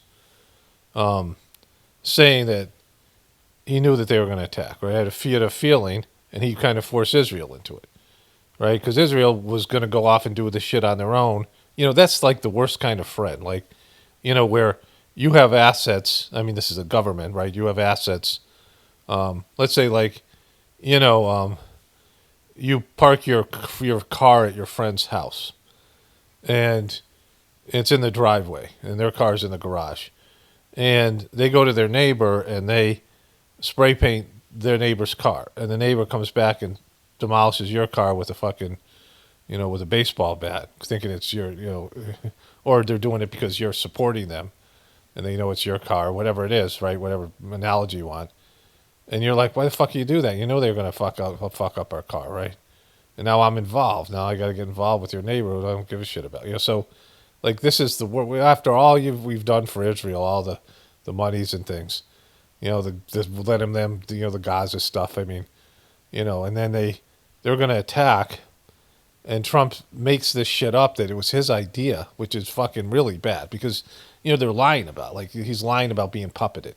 He's lying about Israel forcing America's hand, and he's walking around depressed, and you can see he knows this is fucking bad. He knows they don't have a way of winning this. They don't have a plan. And so Rubio tells the truth here, right? Like, that's obviously what's going to happen. Israel was going to attack, and then America was going to be dragged in because they're going to hit American assets, so then we're going to be at war, right? And so, just as soon as we moved our shit out there, Israel's like going to do it without, like, unilaterally. You're supposed to be a team, right? And they're like, all right, no, well, fuck you, America. We're going to make you win. Like, you can say fuck you to Israel and cut them off. Right? I mean, that's what you should do. Yeah, you suck. Like, you go deal with Iran on your own. We're withdrawing our shit and we're cutting off our funding. Like, that's what would be the appropriate response. But then little Marco gets a talking to. Yesterday you talked about Israel. Mr. Secretary. Please, guys, I can't hear them all. Yes. Yesterday you told us that Israel was going to strike Iran and that's why we needed to get involved. Today the president said that Iran was going to get Yeah, your statement is false. So that's not what I was asked very specifically. Were you there yesterday? Yes, I asked Okay. a question. No, were you the one that, because somebody asked me a question yesterday, did we go in because of Israel? And I said, you were asking me that follow-up. And I said, no. I told you this had to happen anyway. The president made a decision, and the decision he made was that Iran was not going to be allowed to hide behind its ballistic missile program, that Iran was not going to be allowed to hide behind its ability to conduct these attacks. That decision had been made. The president systematically made a decision to systematically destroy this terroristic capability that they had, and we carried that out. I was very clear in that answer. This was a question of timing, of why this had to happen as a joint operation, not the question of the intent. Once the president made a decision that negotiations were not going to work, that they were playing us on the negotiations, and that this was a threat that was untenable, the decision was made to strike them. That's what I said yesterday, and you guys need But Israel's the one you know what they always say? This is what George W. Bush said, when he talked about 9/11. You know what he said? He said, a time and place of our choosing. We dictate. We decide when we're going to fucking respond. A time and a place. We choose. We're gonna do what's best for us. We're the fucking dominant force. But Israel's like, fuck you, we're going in now. You guys can go in or not. And so they knew that they were going to strike them. That's what he said. And yeah, America was going to strike. They moved their military out there. But Israel forced the hand. They decided to do it on that particular day. And probably because, it's all the planets aligned and, the prophecy that I talked about. And they picked this fucking day, right? But Trump didn't pick this day. Trump didn't pick it, right? So, they said, we're going to go in and we're doing it. So, like, you better go do it now because you're going to get hit and fucking boom. Because Rubio said it. Like, he knew Israel's going to strike eventually. So we had to do it. And we prevented, damage because we were first strike. And when you have to lie about all that shit and you're right off the bat, like, it's just, they're asking these questions. And when they're asking you, like, are we doing this on behalf of some other country? And you're, the leading Democratic candidate, like I showed in the beginning of the video, is already fucking going after Israel and being an apartheid state and all that shit. And then, American people are just over it. Like, you can see that it's bailing. They're already trying to court India and, get another superpower in there that could help them because they know America's done. I mean, Jesus Christ. Like, this is not, these things, like, it's a breakup between Israel and America in the midst of World War III. Like, fucking, it couldn't get more complicated and more shitty, right? Well, you're right. I did have spoken about it for decades, and I try to persuade successive American administrations to take firm action. And President Trump, in his first term, did. He got out of the disastrous Iran deal right off. You mean he listened to you like no other president did before? Because it wasn't in America's best interest? You mean that fucking thing? Your bullshit war with Iran, who, back down. I mean, they put their fucking, they put their bellies up, right? Like, dog lays on his back and exposes its belly when they're like Like fucking, I mean, it's, Iran was not a threat, like in any way, shape, or form. Chanting death to America by some people is just like, somebody getting their ass kicked and they wait till the guy leaves and they start talking shit about him, right? Like they over and over again, they completely cave. They back down. And, this was all about, I mean, we know what's about. The bat, and he did everything he could to prevent them from going into the nuclear program that they seek to build atomic bombs to threaten us and you, and ultimately to attack both of us and to destroy as much as they can. All right, this guy, Jesus Christ, all right. We've had enough of him, right? Okay, so this says this is not good news. And you can see this from Marianne Williams. This is all shared with me on Tuesday when I was in the, the doctor's office, right? The holistic practice. And this is all the stuff that Twitter recommended. This is from Republicans Against Trump. Commanders at more than 30 air bases have reportedly told troops that Iran war is part of God's plan and linked it to Armageddon. One said Trump was anointed by Jesus to light the signal fire in Iran to cause Armageddon. I would assume that this is true, right? Okay, so this is true because it says here, based on reports from early March 2026, the Military Religious Freedom Foundation has received over 200 complaints from U.S. service members alleging that commanders had more than 30 installations have framed the war with Iran as a biblical Armageddon. These reports first highlighted by journalist Jonathan Larson, indicate that some commanders are using this rhetoric in office briefings to describe the conflict as part of God's divine plan to bring about the end times. Anointed leadership, according to the complaint filed by a non-commissioned officer on behalf of multiple service members, at least one combat unit commander told the troops that Trump was anointed by Jesus to light the signal fire in Iran to cause Armageddon and mark his return to Earth. And there's a bunch of other shit here.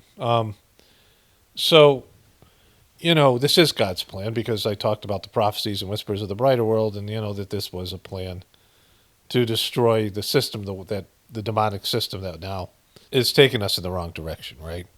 Like I've said, that Trump is doing God's work unintentionally. So first of all, I can speak from experience and just studying history that sometimes in life, God doesn't deceive you, but allows you to deceive yourself. Like there's something that you're supposed to do. There's some kind of thing that you're supposed to do. And you think it's for a reason of your choosing. Like whatever your ego has to believe to do that. Like let's say you go across the country to get a job. And the job doesn't work out, but you meet your spouse, something happens. Or something the opposite, that you go across the country for a potential relationship. The relationship doesn't pan out, but you get a job or other things happen. There's things that happen that you had to be there. Like, the reason, God wanted you to move there, your soul wanted you to move there, but your reason for doing it is whatever your reason is. Like sometimes you have to self-deceive or have to be deceived or whatever it is. You start, seeing signs of stuff that look like it's supposed to happen this way. And, you believe that it's being orchestrated by God, and it is, but not for the reasons that you want. That you feel like you were promised something, right? For years in my marriage, there was this idea that we were doing this. I was going through all the shit I was going through in the homesteading and all this stuff because there was going to be some, at some point, the Sajmark organization, people were going to find value in what we were doing because, these prophecies for Whispers of the Brighter World that they were all ignoring and all the stuff that was along with it, the signs and all the truther stuff that they weren't willing to see, all the people in the mission, people giving us negative, whatever it might be. And so, there's a time in India where Kamish was going to be Daji was going to be the next master.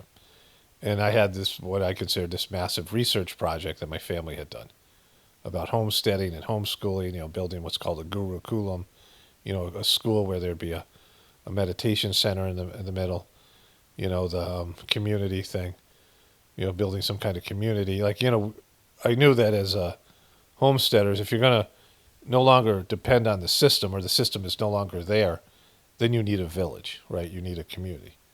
You need a local community. Like now we don't need that because everything's done for us. We have a system that we rely on. People still have their neighbors and their family, but it's, it's optional. There's people who can live just totally on their own and depend on the system, right? There's people who are just like lone wolves living in this world without any connection, and but maybe just their localized family, and they have their their spouse and whatever it is, and that's about it, right? They don't have superficial connections with the neighbors and all these things. And so I knew that the next thing was community, and my community was the Sizemore system. So we went in for a meeting, and Dodgy like sort of chastised us in front of the kids, and like just in a retarded way. I'm like, Jesus, guy's fucking stupid. Like just really just like, I'm like, this guy's not smart. But I wanted to put all the information that we had in front of him to see if there was any future in it. And weirdly enough, when me and my kids left India in 2016, this couple of Indian, like educated, just kind of neat people said that they had heard that I had all this stuff about homeschooling, all this, I had all this information. We're leaving India, and they're asking me to like connect with them, and I'm like, I have to go back and rebuild my whole family. Our intergenerational farm collapsed, But through that whole process where I was going through this stuff with my ex, and she would flip out, and she would get suicidal, and sort of pretend to be or whatever. She'd pull out knives to cut herself, she'd have these mental breakdowns. I mean, constantly. It was just, it was just like living in hell. But there was things that were good about it, and I thought, there's two possible endings. And I was convinced that God wanted the good ending, right? That's what, and I had to be convinced of that. Like, if I didn't believe that, then there was no way, that somehow this would turn around. And then when I realized it wasn't, like I realized that, and it served a different purpose. Like, it cleaned me out. All this stuff, this resentment towards God. I mean, a bunch of shit came out for me, like a bunch of, negative feelings towards God, because of this. Like I felt like it was like a bait and switch, right? That this thing happened. It was like a bait and switch, that there was, there was this lie that this was going to happen. So I was doing all this for some imagined outcome that wasn't going to be there, right? Like, that's why I haven't embraced, like, I talked about having a community here. There's, especially now, it's even getting more like a need for it. And there's a potential for that. My wife and I are open to it, and I put it out there, and, immediately other things got in the way. I got, some people responded, and there were some people that seemed like they would be good community members, but, the energy faded from it, and I just, and I'm just, because I've been through this before, like, things look like, with my family before, it was always like this door would be there, like there'd be a doorway to making things better, right?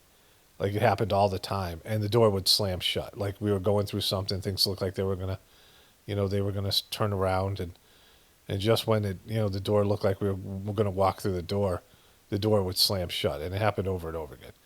Like this, this idea that there was something there, and I mean, there was like the house, like the house that we were living in was like haunted. Like, there's a whole thing with that I want to just make a video just about that at some point. But all these people showed up. The woman who lived there before killed herself or was murdered. Like, and no one told us that. We bought the house. They were teaching we were part of an ethics class unknowingly. They were teaching realtors on what not to do with the fucking potential clients. Like, we could have sued the people who withheld information that there was a suicide house, right? Like, or a murder house. And there was all this shit with it, and just the energy there. And then sometimes it was great, and sometimes it wasn't, and there was negative. It was the whole thing. People were showing up, telling us stories and all these things. And so, it was easy to sort of make the situation that was happening with my ex and the whole thing as part of the stuff that was going on with the house. But then when we left the house, things didn't get better. Like, they did a little bit, but not, they actually got worse after a while. So, but, something great happened for me. Like, personally, I mean, my family, it just, the mess and all the things, and it's like a lot of disappointment, and, like all these things that I had hoped that would happen, they went the opposite way. Like, it was kind of in some ways a failure, but in terms of what was removed from me, So in terms of what it, turned me into as a person, going through this was essential. And it's essential for what I do now, right? But I'm very wary and well aware that, you can't imagine things or see them and just think that they're going to work out. Like, some things are going to work out because they're, they have to and they're part of your plan. But, like whatever that means, right? Whatever that working out means, like whatever, is best for you. Like, like I always would hope that this channel would grow and more people would be able to hear the message.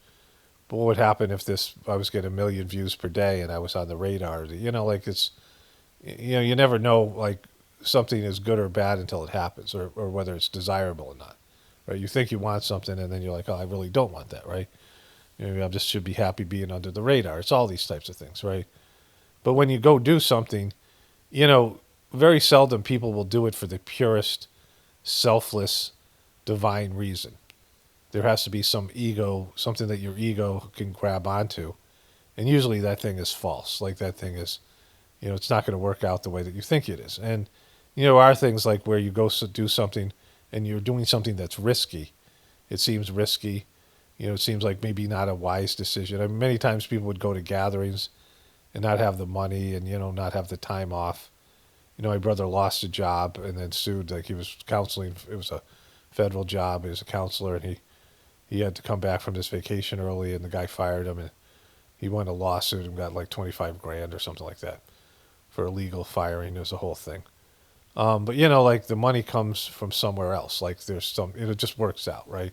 But there are times it looks like it isn't going to work out because it just is a test of faith. But, for the most part, only the purest of the things, when you really go in there for the purest reason from a soul perspective, and you're not looking at anything for a, egotistical. I remember the movie Field of Dreams, where the Kevin Costner character is asking, the guy, the Joe Jackson, the angel-like character, what's in it for me? I built this thing. Everybody else got something. What did I get? Like I did this thing. What is it? I'm like, I never asked what's in it for me, but now I'm asking, like it becomes this thing, right? People have that, right? Where your ego wants to get something out of it. And so, when you embark on something like a war, like this war, and there doesn't seem to be any real plan and, the just throwing shit up against the wall, hoping that it goes your way. And then you dress it in biblical prophecy that from a shitty religion that's long since lost the divinity within it, right? It's so twisted and it's such all the stuff, and certainly the Old Testament and all the things that are there, and chosen people who are not, and chosen land that isn't, right? All these things that aren't true, and you wrap it up in that, a guy who himself, like Trump has supreme confidence in his ability, like false confidence, but then he goes bankrupt, like he runs shit into the ground. He's always been a failure and a loser. And like he's not a godly person, but he has, faith in himself, like he is somehow blessed, right? Because he keeps on failing upwards. Like he does okay. He bounces back, but all these people around him suffer. You look at all the people that were with Trump who have suffered in some way. Rudy Giuliani and these other people, like, the long list of people who are now in jail, or, they're all, his fixer, Michael Cohen, and all these people that were in his circle that suffer around him, right? Everything that he leaves in his wake. And like, so there's no way this thing's going to work out well. Like it's already, at a time where you could just tell that, this guy showed the beginning of the video, he's shitting all over John McCain. That kind of guy doesn't, win. The kind of guy doesn't, in a narcissistic, sociopathic way, but not in some, godly, ordained, blessed way that everybody, that he creates some kind of utopia. Like, that's not going to happen. Like, it's just, at some point it's going to be like Trump's going to get the consequences of being a grifter and a fraud, and it's all going to come back on him. He's going to be disgraced, sitting there wallowing in his own self-pity about how, it should have worked out. He doesn't have any sense of like, consequences and limits being set, and, the reason why you don't do something, and using discretion and using moderation. Like he just always wants to go big and try the big thing, and, and then outsource the consequences to common people, and somehow he survives, but his shareholders or the contractors that, were expecting to get paid, and all these people, they're the ones that are going to suffer when Trump goes bankrupt, right? Small businesses and things that have gone out of business because of Trump. Like he's just a a fucking, he's like a bad luck Shreplock. He's a fucking, that's a character from a Flintstone spin-off show, the Pebbles and Bam Bam show. This guy would walk into a room and all the four-leaf clovers and things would wilt, and like everything he touched turned to shit, right? And that's Trump, but somehow he survives and everyone else suffers. But, these are very immature people, the people that are in the administration, and, there's no adults in the room, right? And they're all very superstitious, and some of them kind of claim to be liberal Christians, not real Christians, not connected to Christ, but, the sort of military Christians that are, believing that the military in America are a part of Christianity, this, fake pseudo-Christian patriotism, all this stuff. And so they believe in something that is not going to happen. Christ isn't endorsing this in a way that America wins and the world is better and there's some kind of utopia. Like, there's none of that shit, right?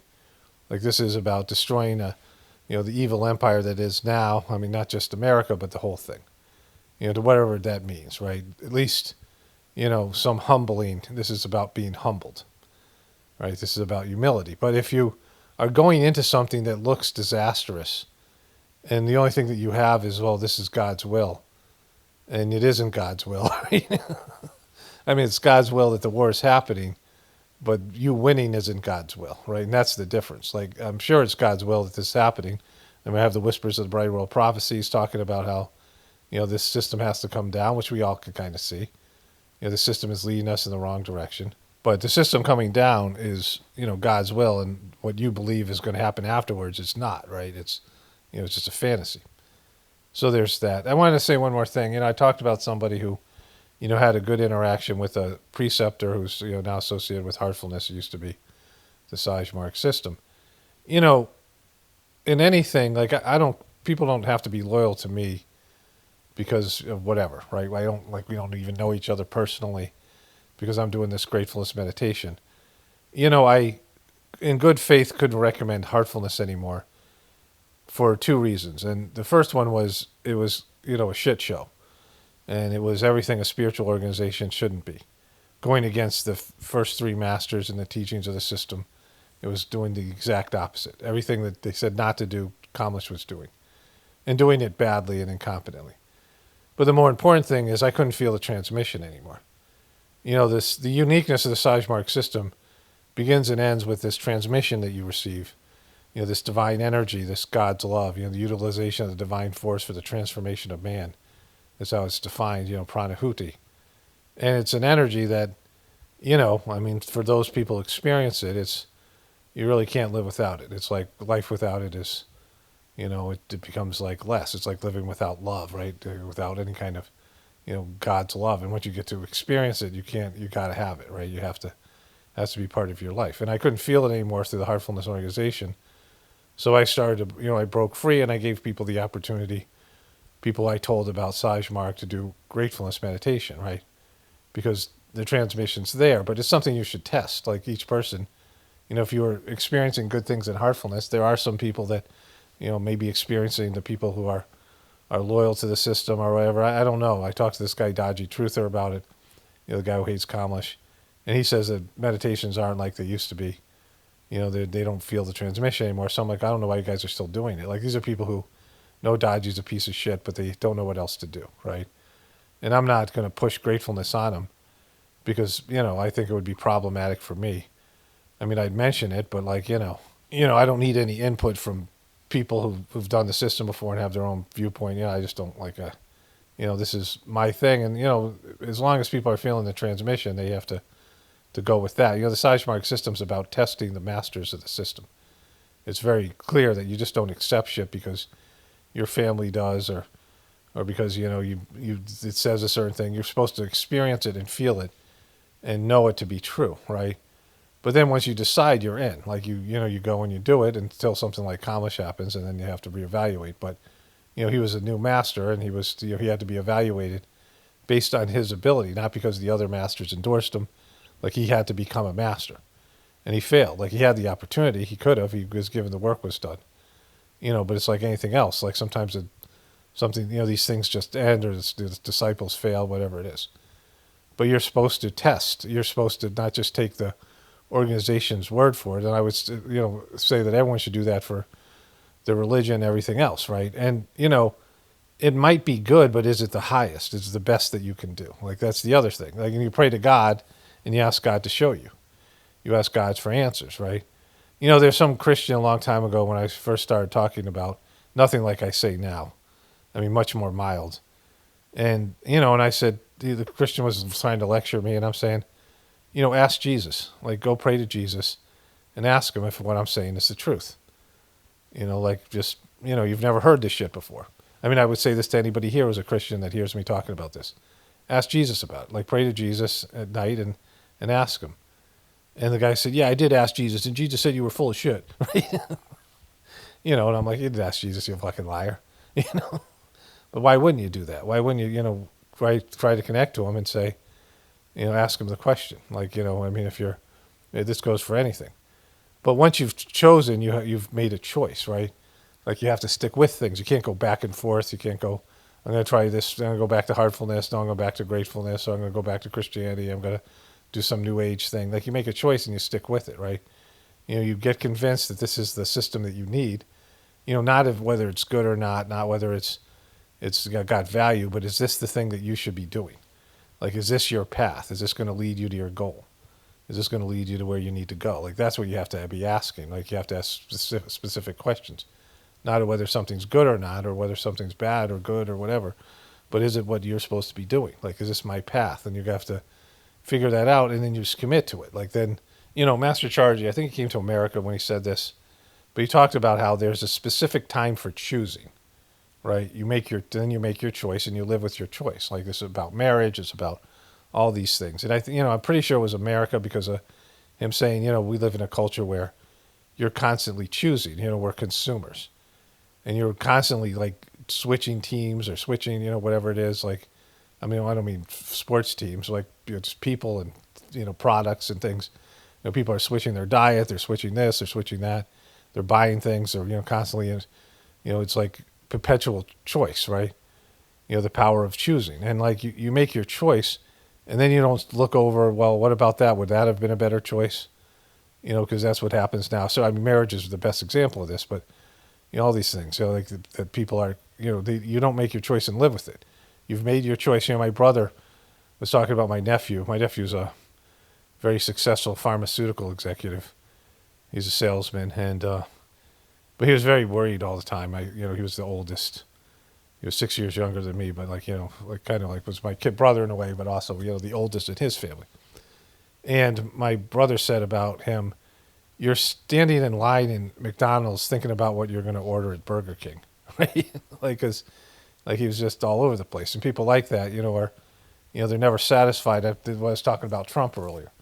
You have to like evaluate a situation and make your choice, and you commit to it. And you have this path, like with a farm or whatever, and you develop it. Then you just can't be like constantly moving, constantly rearranging, whatever your life is. You're always looking for something better. Always, well, this is good, but what about that over there? Grass is greener. You got to, make a period evaluation. You make your choice, and then you understand what the choice involves, what it means to whatever extent you can, and you live with it, right? But you can't, go back and unchoose it or choose something different and say, I should have done this, like this is, if you make mistakes, sure. But if you're using this process of connecting to God and asking God and God showing you what you're supposed to do, and who you're supposed to, follow, or who you're supposed to, what system you're supposed to use or whatever it is. And then then you evaluate it, and then you go with it in confidence. Doubt poisons the will.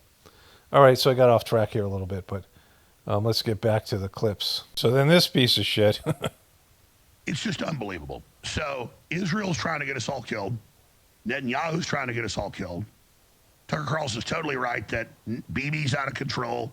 Israel's out of control, and Nick Fuentes is totally vindicated in his predictions of all of this, because last year, during the election 2 years ago, he said, okay, so none of those people, this is, the three stooges, there's like the three shills, Alex Jones, Tucker Carlson, and Nick Fuentes. I mean, there's so many shills, but just from this thing, right? So Alex Jones, for years, was taking shit about Israel. And I heard him talking one time about something that happened with Iran. This is probably 10, 15 years ago. And he was like, somebody did something to Iran. He goes, I don't know who would do this. We wouldn't do this. And of course, Israel wouldn't do this. So I'm like, of course, Israel would. Like, but everyone criticized this guy for not, they said he was puppeted. His wife was Jewish, this kind of thing. That whole divorce thing had happened. But, he was always Israel's puppet. And so this, I don't know whether they've released him, right, from his puppetry, why he's able to say this stuff now. But for years, he wasn't able to. And now he is. But he never would. And he was clearly, I don't know if there was some kind of a fallout or they're just letting, they're letting all these shills come out and say this shit. Nick Fuentes is a fucking nightmare. A weird, disastrous guy. There's a video with the two of them in a moment. And Tucker Carlson is good on Israel and bad on everything else. And not, all these people, it should be about Trump. That you got played by Trump. And anybody who endorsed Trump, a public figure who pushed Trump, you have no excuses. Like, Trump was who I showed you who he was at the beginning of this video when he went after John McCain. Like, you could say he was a little bit better on some things than others, and he was a little bit, he flirted with the truth community during his first term, and then the Cubies when he was running for election in the second one, and, we lost to Biden and all these things. And you can say that he was, slightly a truther, but only in a manipulative, posing way. He's never been that guy. And you guys pushed him on America like he was going to save this system. He's clearly going to destroy it, right? And, there's no excuses for it. And then getting it wrong now, on top of getting it wrong for years, endorsing Nick Fuentes and Tucker Carlson and being just the piece of shit that you've always been, right? Okay, so I got a bunch of video clips I was going to show, but this video is already too long. And I haven't looked through the comments in like a day, so. And I want to talk about this stuff specifically, about these people who are now coming to Jesus, right? Marjorie Taylor Greene, J.D. Vance did it. They hate J.D. They don't ever want him to be president. So now they fucks up so bad and they're getting our military members killed for Israel. It's J.D.'s fault, not Trump's fault, or any of the neocons screaming 24/7 in his ear. What's the truth? VP J.D. Vance reportedly swayed Trump. This is an AF post. I don't know what AF is. AF. VP J.D. Vance reportedly swayed President Trump to launch a large attack with the purpose of toppling the Iranian government rather than smaller, limited strike to spur negotiations. This is, what's AF? I don't know what these guys are. Here. America First perspective. So this is some bullshit, semi-media thing. The problem with Marjorie Taylor Greene, which I'm going to cover her with whatever her name is, O.J. Simpson's dead wife, Megyn Kelly, is that, stop thinking that there's a Republican political solution. J.D. Vance is a worthless piece of shit that lied about Trump, didn't like the guy at first, and, lied about him. And, the Republican Party is going to be fucked. The MAGA, it's going to go swing so far back the other way when this is landing on the Republicans and MAGA and all these people. And Marjorie Taylor Greene was a former QB that kind of was a reformed QB and then became a MAGA and then realized Trump's a piece of shit. And then now this, what she's doing. And, it sucks, all the time. Like you guys, you were never right. Like you guys, get to the party late when it's far too late. So I'm going to talk about this more as we go through this. These people who, maybe they're trying, maybe they're sincere, maybe they're, wherever they are, right? But, it doesn't really matter because you suck at this. Like, you shouldn't be talking. You haven't learned that the Republican Party's fucked and everybody associated with Trump is fucked and they're all backing him. They're all backing him on Epstein. They're not like hiding out so that they can do good later on. They're fucked, right? They're going to be fucked when this consequences of this war starts to, hit Americans. Translation, we're out of ammo. The United States munition stockpiles have, at the medium and upper medium grade, never been higher or better. As stated to me today, We have virtually unlimited supply of these weapons. What do you mean unlimited? What do you mean unlimited? Like it's a fucking bottomless cup of coffee at Denny's? What are you talking about? Like these things, have virtually unlimited supply of these weapons. Wars can be fought forever and very successful using just these supplies, which is better than other countries' finest arms. At the highest end, we have good supply, but not where we want to be. Much additional high-grade weaponry is stored for us in outlying countries. Sleepy Joe Biden spent all of his time and our country's money giving everything to P.T. Barnum Zelensky of Ukraine, hundreds of billions of dollars worth. And while he gave so much of super high-end away free, he didn't bother to replace it. Fortunately, I rebuilt the military in my first term and continue to do so. Well, but that's what he gave away, you fuck. The United States is stocked and ready to win. Big. Thank you for your attention to this matter, President Donald Trump. Why are you saying this? Like, we're out of shit that. Like, you're saying Biden used all that shit up. You gave a shit ton to Israel. You said you gave Netanyahu everything he wanted, even things that didn't even exist, you created for him.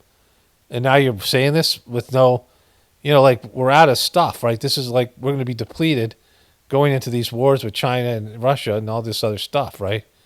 Like, he's fighting too much shit everywhere. We have limited amount of soldiers. We don't have like a huge military compared to other countries, right? In terms of their population size. And, and instituting a draft with this group of young people who none of them want any part of this, and most of them hate Israel and fucking they're rooting against them. Like, Jesus fucking Christ, bro. Like, this is like, there's going to be consequences from this war that people aren't even going to aren't going to connect to what's happened. But it's happening, right? Fucking, he's brought in Armageddon, but it's not the good Armageddon that they're hoping. It's not an Armageddon with a happy ending. I think the Hodge twins are these two guys who, very Republican. Trump letting us know his boss will be on Fox News tonight. Everybody watch Sean Hannity tonight at 9 p.m. Bibi Netanyahu will be interviewed. President Donald J. Trump in capital letters. What a fucking putz. So I think I have another clip of this that's going up tomorrow. A longer one. What's wrong with what's going on with those fucking weird ass fish teeth? A year in, and we're in another fucking war, and we've got American troops being killed. I think it's time for Tucker Carlson says something similar about American troops and America's interest. If you're really a godly person, you don't think in terms of American or not American. You think in terms of the whole planet being, godly. Like the God within me bows before the God within you. There's divinity within each person, and your job is to connect with that divinity and assist other people in doing so, right? And so everything's your brother and sister. That's why I say brothers and sisters at the beginning of this video. And I don't mean just, obviously people listening to this, but, animal life, plant life. We're all created by God. We're all related. We're all connected through God, the divine essence, right? So, like America First is a stupid thing. It's narcissism. I've said this before, all these dumb fuck Republicans, all this stuff. Like you have to understand the complexity of our economy and our situation, and that people are suffering so that we can have a lavish lifestyle. And most Americans are miserable and not grateful for it, right? Like I talked about Trump, like, that Wall Street scene where Charlie Sheen is saying to, Michael Douglas, Gordon Gekko, how many yachts do you need to water ski behind, right? Of course, you don't water ski behind yachts, but either way, how many yachts do you need? Like, you need more than one, right? You need multiple yachts. You need, like how much of this stuff do you need? And it just becomes, gluttony. We worship hoarders, like people who are really rich are hoarders. They're hoarding wealth. So this idea that, it's everybody. You can't think just about Americans. You got to think about other people. America to rip the Band-Aid off, and we need to have a serious conversation about what the fuck is happening to this country and who in the hell are these decisions being made for, and who is making these decisions. Yeah, like that's just, you guys are fucking late to the party, right? And I'm watching it sink by its own doing. And so this is horrifying. And so, but I can't sign on to covering up Epstein. I can't sign on to World War III. And so that's why I tried to promote the optimism, because I optimism. I fucking need this, man. Like, I want to fix the country. I want to turn it around. So it's not that I was delusional. You were delusional because you're a piece of shit shill. Like, you're not delusional. You fucking make shit up. You exaggerate shit on the behalf of powerful people. You know, I'm not going to show all my memes of this piece of shit, but And I still hope we can turn it around, but I just... Sorry, go ahead. You get what I'm saying? I get it. I get it. I get it. I get it. Like, oh, I get it, guys. I get it. I'll get it on the side of my mouth. I get it. Listen. I know. Like I said, I don't. He gets it from behind. I don't think that everybody that supported Trump was being dismissive about these concerns. I get it. You know, we all wanted to believe. I was. So you should just be fucking shut the fuck up then. You wanted to believe. Yeah, you should just shut the fuck up. Because, like, you know, like, or you should steer people to people who told the truth and saw through it. You know, I'm going to get into this. I've got one more thing to shit on with Jimmy Dore. 18 years old when Trump ran in 2016. And I remember getting in fights with people. This is my whole life, too. At 18 years old. Oh, Jesus Christ. All right, let's go to this one Jimmy Dore thing and one Tucker Carlson thing, and then I want to wrap this up with a voiceover. Okay, so I accidentally skipped this one with Jimmy Dore. This is the clip with Trump being depressed, so I was like, oh, I already showed this. But this is the part I want to get to, Jimmy Dore. He's realizing he listened to the wrong people and now has become the very fear-mongering president he used to denounce as dumb. He started another war in the Middle East, which he calls a disaster for the last 15 years. That's why he's not realizing. He's always known he's a puppet. You know, but he thought that somehow he was going to come out. You know, this is where they hand you the script and you realize, oh, I'm going to be the piece of shit fall guy now. You know, I'm not going to be the fucking hero. They're not going to build statues of me. They're not going to, I'm a fucking, you know, they tell you what to do and you're like, got to eat shit. They hand you the script and they're like, yeah, you're going to eat shit now for the rest of your presidency and you're going to go out as a fucking disgrace. You know, all your bragging, all your bullshit. Everyone's going to hate you and think you're a piece of shit. All the people that loved you are going to turn on you worse than, you know, like all this stuff. And this is where Jimmy Dore's another, like, you know, fucking all these guys. You know, I mean, when Trump faked his fake assassination attempt, which pretty much all these motherfuckers now kind of know is the truth. I said it day one, right? I mean, a number of other things. But I knew this was like him fucking his own people, him deceiving his own people. You know, WWE style. And they kind of sensed it was fake and went along with it as a WWE dumb fucks who watch that shit and, you know, don't have the capacity for, you know, to distinguish between truth and fiction, fact and, you know, illusion. And they like this show that Trump presents. They like the Trump show and they like the enthusiasm where everyone like the party and like everyone's going to, let's party like it's 1999 bullshit, right? And Jimmy Dore is a part of that. Let me go. I've got one more thing to show here with Tucker Carlson, and then I'll come back and do a voiceover. We'll expand on this. They are no ground troops. The point is not regime change, it's to stop their nuclear program. Okay, Bricky. Some of us understood. Charlie Kirk understood. He did understand? Oh, Charlie Kirk understood. Oh, Kirk did? Fucking Charlie Kirk is awesome, right, bro?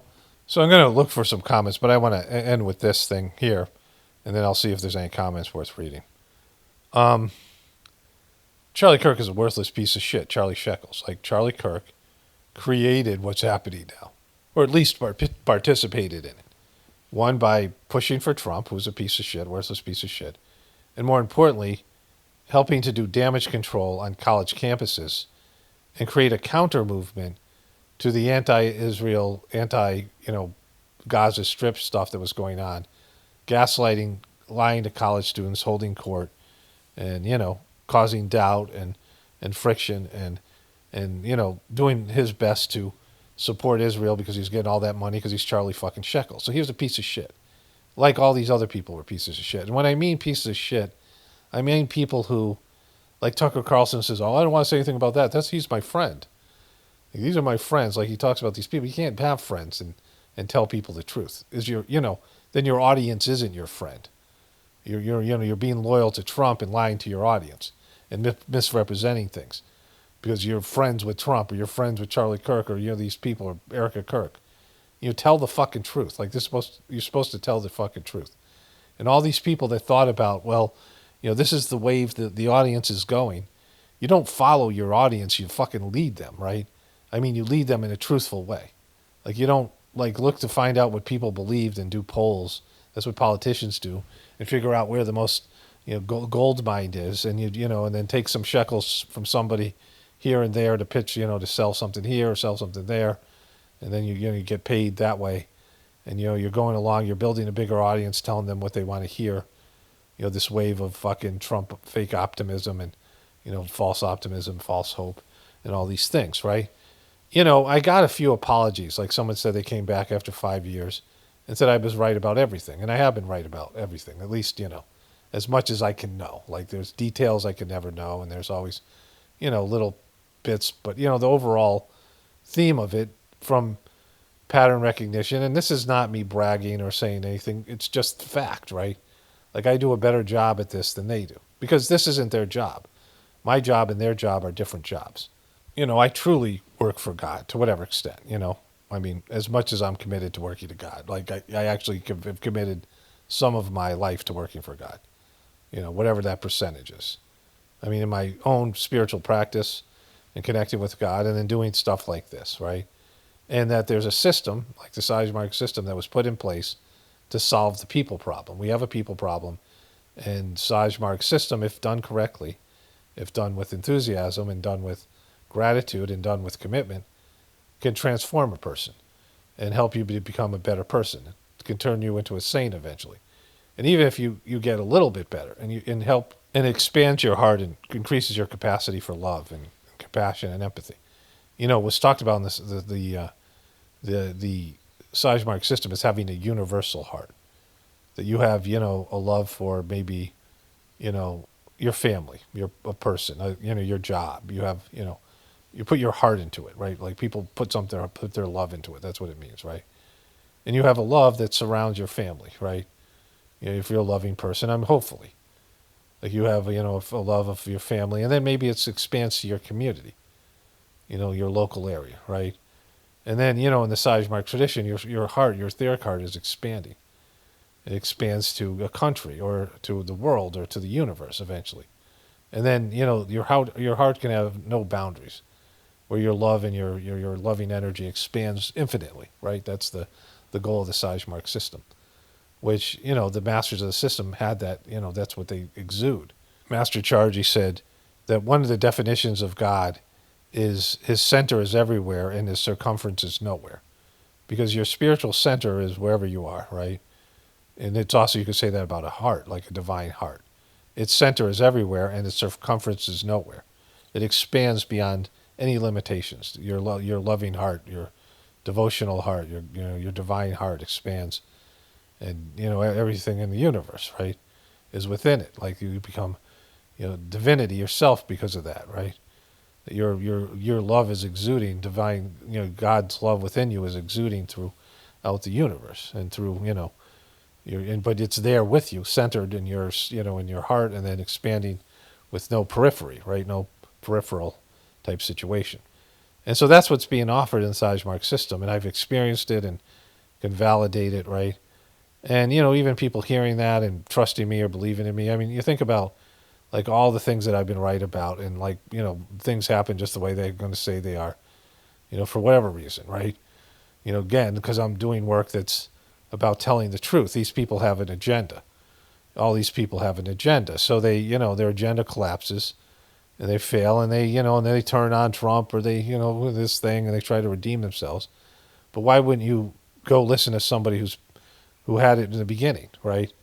Like all these things. You can go back and trace my old videos, many of them prioritized, all these things, because I've been better at this job than they have, because I have a different, I don't have an agenda. Like my agenda is to see the truth and tell it. Part of it was my own, wanting to figure out the truth for myself, wanting to understand this for myself. And then once I did that, it became about disseminating this information and giving this solution for people to embrace. But people, even if they see that I'm right, or, how many people have come back and apologized, all these people that, all these butthurt Trumpers and whined, left, and all these Cubies and all these people, all these fucking, I mean, how many are coming back now that they know I'm right? Like not just to me and anybody.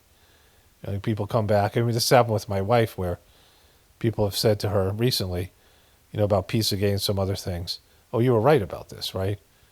Like you were right about, and like, well, what does that mean then? Like, and then, then they're, and then you get people telling you shit. Like they think they've passed you by. And I'm like, you think I stood still all this time? Like now that you've caught up to where I was fucking 10 years ago, you think I've stood still, And so, I mean, again, I don't give a shit about the numbers. And it is, like I said, the beginning, being under the radar is probably what is best for me. And, and it doesn't make a fucking difference because, all the people that benefit from this and see like something that I deliver here and who get it, right?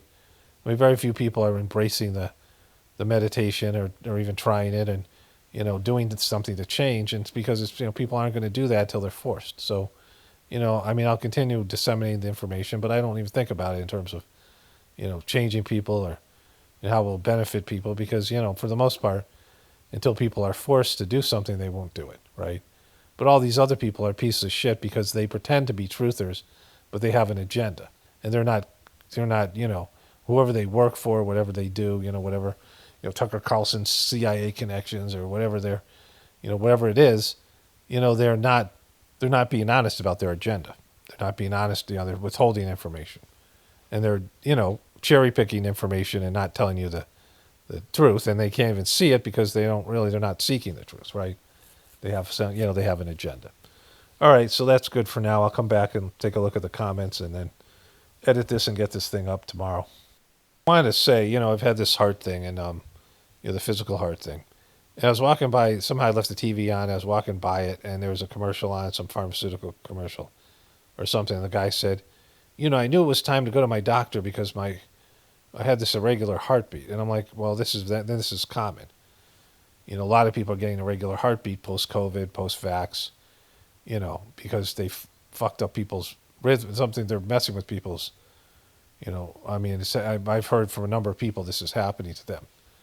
They're messing with people's, whatever it might be, the rhythm of their heartbeat. There's some kind of, it might be the 6G they're rolling out, or the 5G starting to, whatever it is, right?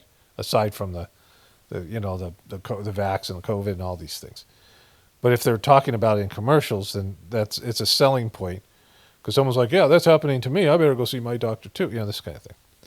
All right. Just thought I'd throw that in there and I'm going to go look at the comments now. Okay, so me and my wife just went out for a long walk. We got rain last night. I'd show you the video, but it's not very good. I went outside. It was foggy last night. And there were so many night crawlers out. There was like thousands of them in our yard. Just, I went by with the flashlight and they'd quickly scoot back into their holes. Sometimes in a square foot, there'd be like 10 of them.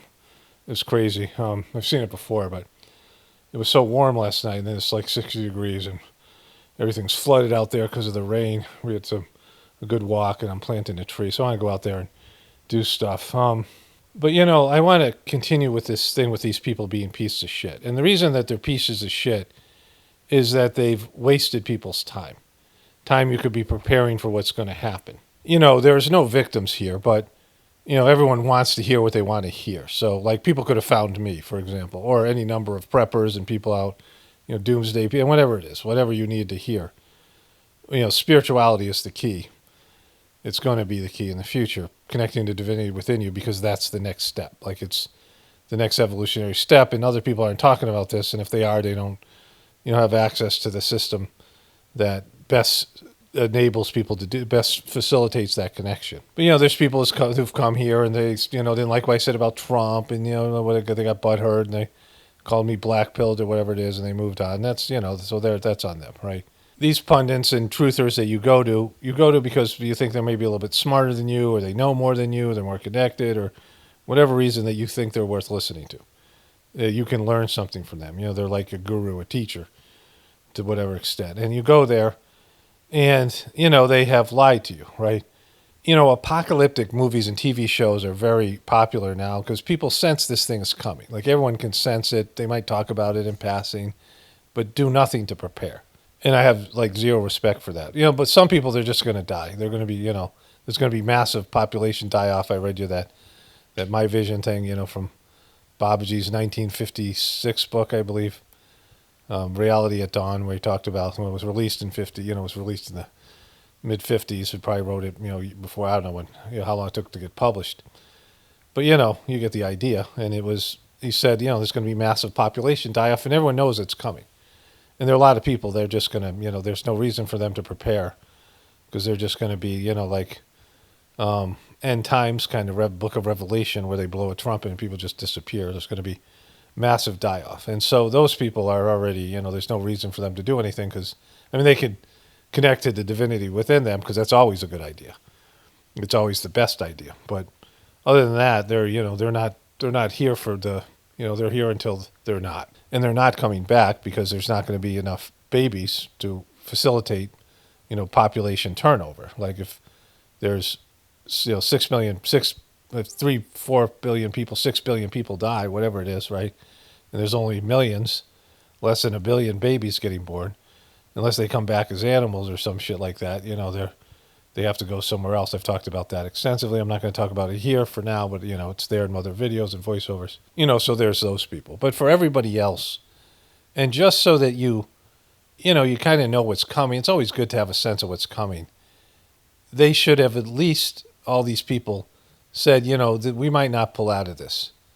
This false idea that something or somebody is going to, like you can't believe that this is going to end badly. And you've watched all these movies with happy endings. Something's going to change. In some way it'll work out against all odds, Sure, that's a possibility. It's not really a possibility because the destruction's already happened. This is already history, future history, right? It's a part of the, the overall understanding of time cyclically. It's already happened in the future. But, you could say that that's always a possibility, whatever it is, right? But it's a long shot at best. And, with everything that you see, the degradation of America, I saw Tucker Carlson a while back talking about how most people are good people. Alex Jones says the same thing. My definition of good people and what it takes to be a real spiritual person, the bar is a lot higher than what they're talking about, right? You don't murder anybody. You're not actively being a criminal, but you're still a lying piece of shit, right? And dishonest to yourself and, not following your soul's path, disconnected. That's the average person. You're the people they seem like good people, somewhat trustworthy and, dedicated, good family people. Yeah, that's okay. That's good. That's just not nearly enough. But, and still using resources from other countries and sticking your head in the sand and pretending like everything's great with America. America's great, and not seeing what we really are and accepting it. That's dishonesty, right? But whatever that is, just saying that this might be over, like this might, our run, our empire might collapse. There's going to be changes. There's always changes, and these are going to be changes. Like people worried about how the effects of AI or effects of technology or any of these things. But the overall system, a systemic collapse, massive population reduction, like this is like it feels like that's about to happen. Like everyone senses it, like it's, because it is, right?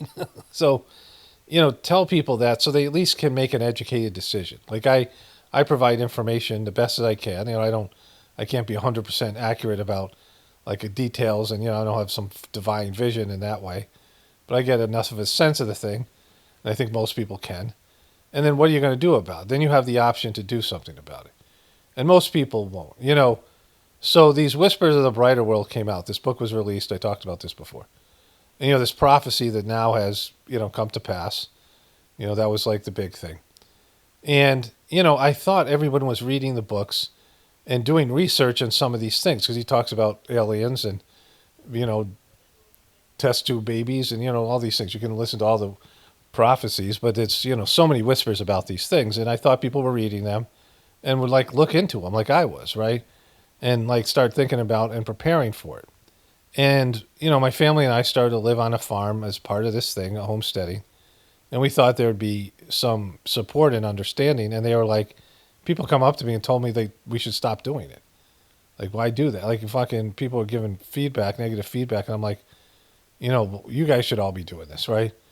And there's a time when, the Master Chargy had just passed away, and there was a woman, this like giant woman from Australia who, was like getting information from us and then gossiping about it, and she really, and particularly me, she was just, and then coming back and trying to act like a friend. I mean, she was just horrible. We had got into shit about the UN with people, how the UN was sucky, and it had become an NGO, the organization. It was already starting to fall apart as charged these last years of his life when he couldn't oversee anything because of his health. And this woman, I didn't want to talk about it, but she got me to talk about it. Then she ran to Kamlish and basically said we were complaining, like whatever, just total piece of shit, this woman.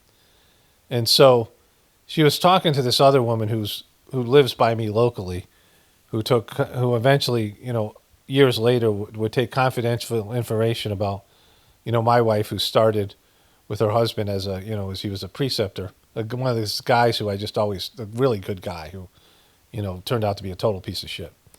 And, because they violated basically the confidentiality and the trust of the organization, and gave details about my situation to my ex-wife, which they didn't even know her, right? Like they knew me better than they knew her. But this woman was in India when this shit was going down. And Kamlish, we had this kind of, weird interaction with him. Like he had, chastised us for doing all this stuff. And he was sitting with this woman, these two women, and the one from America said, what about the Romanos? And he said, well, the thing about it is they've got it right. They're right about this stuff, but they're just doing it too early. And, he didn't even know what I was doing or what we were doing. But, I could tell you I didn't do it early enough. If I started off living on homesteads and knowing all this information as a young person, I still wouldn't be prepared for what's coming. Like, I just wouldn't be. Like, I can tell you that maybe 10 or 20%.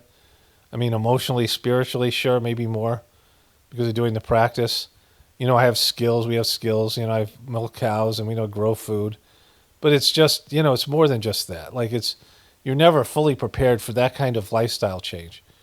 A lot of it's going to come from necessity. But even with that, the more you're prepared, the better. And, so starting then, like this was 2005, 2006, 20 years ago. And this, whatever it is. And then like all the stuff I know now, all this stuff, all the information I provide for you, all the farming skills I have, all this stuff, just getting used to it, getting used to the rhythm of the farm, these things. And there's just never enough time for something like that, right? And all these people who read these whispers, they didn't prepare at all, and they're not even talking about it on Heartfulness, this prophecy coming true, because it came true to the date. They published some of the prophecies, weirdly enough, but not that one that said in 25 years, and they should be talking about it, because, I mean, it's happening right now. Like I was saying about the fake Trump assassination attempt, you don't have to say it's fake. You can say, this looks a little fake, which is what I say when I think something. Like, I'm not, like, I don't know what I'm seeing, but this is my, I'm not, I'm suspicious of it. Like, that's all you have to say. This might not work out. This might collapse. So, maybe people should start thinking about it. Like, let's say you're in the divorce process, your marriage is really shitty, and you're falling apart, and you go into marriage counseling as some kind of Hail Mary, or anything like that, any kind of situation like that. Maybe you get back together, maybe it works out. But after a while, you got to start planning for what your life's going to be like as a divorced person, and you got to prepare your kids for it, so they understand this might happen, and, there has to be these conversations. You don't say, all right, I'm going to put all my, our marriage sucks, and we're on the path of divorce, but I'm going to put all my eggs in this one basket, right? Like any kind of situation where you're, maybe you might be fired or maybe laid off. You find out your company is laying people off, and maybe you survive initially, but your company's not stable. Then you have to start preparing for what's happening. Unstable job market. Now that AI is in the marketplace and, people are going to be losing jobs, you have to start thinking about having plan Bs and, what happens, contingencies, just in case this thing doesn't work out, just in case Trump doesn't make America great again. And so there are a lot of people, they know deep down that they're fucked and, but they can't do anything about it. They're just going to be, taken off the fucking playing board as soon as everything goes south, like I said. But there's people who, may have a chance to do something that may, that their destiny isn't that, and they're going to have to prepare for this in some way. They're going to have to deal with it. And just preparing mentally, just knowing this. And this is why I talk all these people pieces of shit. Because they're, they're all in on shit that's clearly not a guarantee. And really, it's like there was a 10% chance or 5% chance that Trump wasn't going to be a total piece of shit. Right? Like it was not like it was a slam dunk if he was elected. He's going to change everything. I mean, he's going to brag about it and say he did it. But that's about it.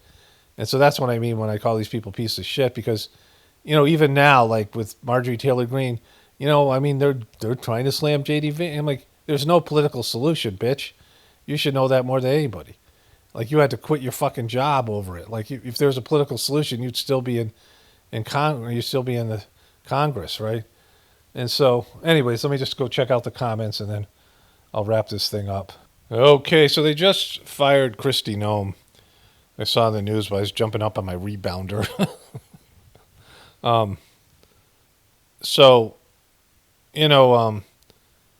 This is sort of as much of an admission you're ever going to get from Trump. Remember, he never admits to anything. He always attacks. Whenever he gets accused of something that he's done wrong, he goes on the attack. This is stuff he learned from that Cohen lawyer who, not Michael Cohen, but the other guy that trained Trump in that movie called The Apprentice, where Trump apprenticed with this guy. His gay Jewish lawyer who died of AIDS, and Trump called it the cancer, gay cancer. He called AIDS gay cancer in the movie. Anyways, so Kristi Noem got fired, and they murdered American citizens in Minnesota. As much as that's real, that's what it was, right? And that's gone. Like, that's not even a story anymore. Like, ICE, which shouldn't be policing American citizens at all, these poorly trained thugs that are up there and all that shit, and up in Minnesota where it's not it's a hotbed for like Somalians and some of these other immigrants. Immigrants always try to find other people like them. And they might go to some place, like some group of people like Somalians going to Minnesota or Minneapolis. And, whatever's going on there with that whole thing. But, that was a disaster. And Kristi Noem is a complete idiot. But so is Pete Hegseth. Remember, he had that signal gate. They should all be fired. And they're now entering into this war with incompetent administration. Like, there's a middle of this fucking war thing. Kristi Noem's getting fired. There's all these, like, it's a mess. I'll talk about this more in the next video. So I got a few comments here. There were two. Hopefully they're back to back here. Well, I found the first one. So, once in a while a comment will show up on my phone. Probably, I get, whatever it is, 100 or so, 200 comments per video. And one or two will show up on my phone. And this one did. And the person wrote, "Your Trump derangement syndrome is showing." And the video title is "Beaten Dog Trump Says He Started WW3 Because He Had a Feeling, and 3 days in, and is going from bad to worse." And so, the guy just did this on the title, right? But then a second guy, then I went to look through the comments, and the very first comment said this: I love a blown case of TDS, but keep it under control if you want to be taken remotely seriously. You mean by dumb fucks like you? Like people who, like, I have no respect for or have no desire to have on my channel? You think I want you to take me seriously? You think, like, I don't want anybody who says Trump derangement syndrome on my channel anywhere in my life or anything like this, right? I'm not, taken seriously by who? I mean, the majority of people think Trump's a piece of shit. He was, before the election, I mean, Kamala Harris was a disaster and all those things happened. But Trump was hard capped at 48%. 52% of people were never Trumpers. And now, after all these things, he's down to 20% approval, and the MAGA people are leaving him. But you guys are like the fucking worst, in terms of your inability to fucking see the writing on the wall. I mean, you have no ability to perceive anything. You're talking to me about being taken seriously. You still think that everybody criticized Trump as Trump derangement syndrome. You think still he's like some fucking, messiah that's going to lead America to the promised land. I wanted to say that if Kamala Harris was president, and there was zero possibility of that happening, all of us are as likely to be president as Kamala Harris was. She was never going to be president. I mean, maybe early on, but certainly as vice president, all that shit. She was a placeholder. They put in Trump for a reason. It's clear that Israel wanted him in, and what Israel wants, Israel gets, and they certainly got it. And so, but if Kamala Harris was in, there'd be a different way America would implode, because it was going to happen one way or another, because, there's no stopping it. But, you don't buy into shit when you're accountable for your support of whatever's happening. Like if you supported Trump, we're all complicit in the collapse of the system and the degradation of humanity. We all got our piece of the pie in that, right? Whatever our contribution is. But Trumpers have just a little bit more. And it's like you're so difficult to deal with, so oblivious, so difficult to talk to. I mean, just fucking the worst. Just like the flat earthers and the cubies. It's like vegans too, like this just groups of people that just, they just suck. Like they just emanate suckiness, right? So there's that. So then this person said, Operation Epstein distraction. Oh no, that's not the one. Paul, are they harvesting consciousness? And I thought about that because I don't think you can harvest consciousness. I'm not sure what that person means by consciousness. I mean, your definition. But, I've talked about this even if my book, The Choice, years and years ago. What they do is, one of the primary teachings of the Sajmark system is that the thought force of a human being, of a soul with like some higher developed soul that has, not just human beings, but any soul that has this capacity to manifest things, right? You see animals starting to do this, and people have different levels of this ability to manifest things as a person, right? You create things in the world. Things go from your thought. Everything starts off as a thought, right? Everything starts off as an idea.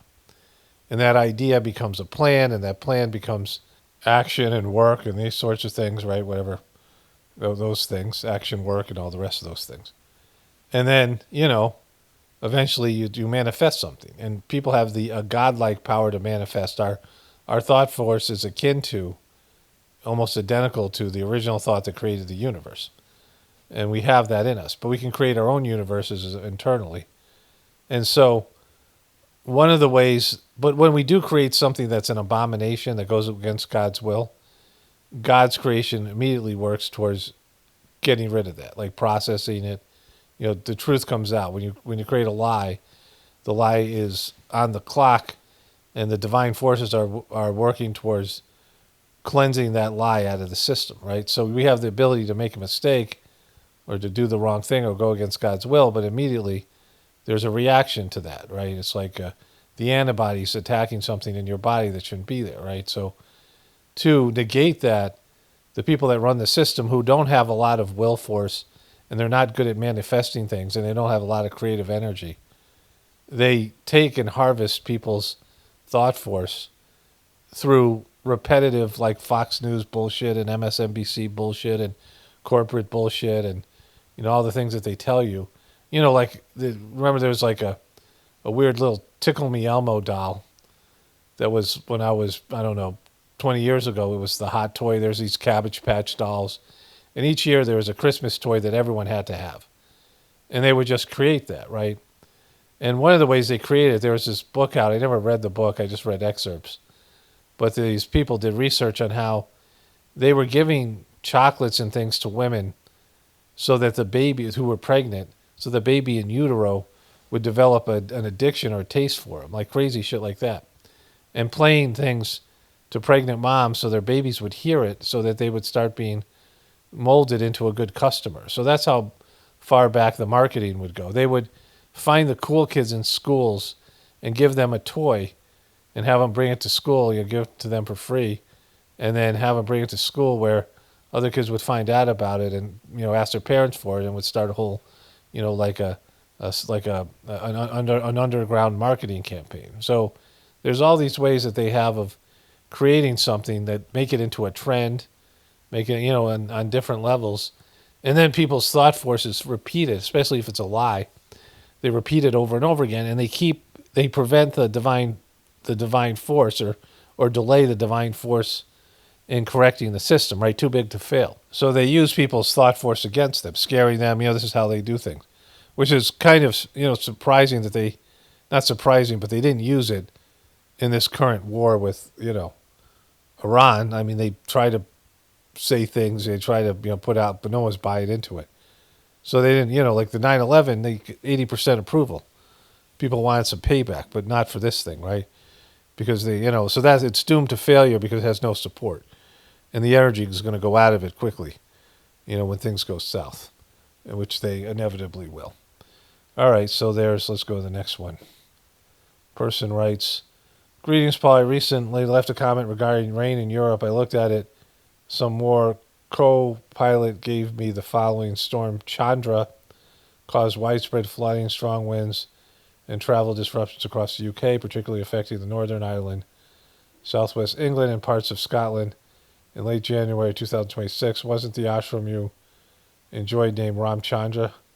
I just thought that may be interesting. Thanks and best wishes. Yeah, the first two masters of the system, Sajmark system, were both named Ramchandra.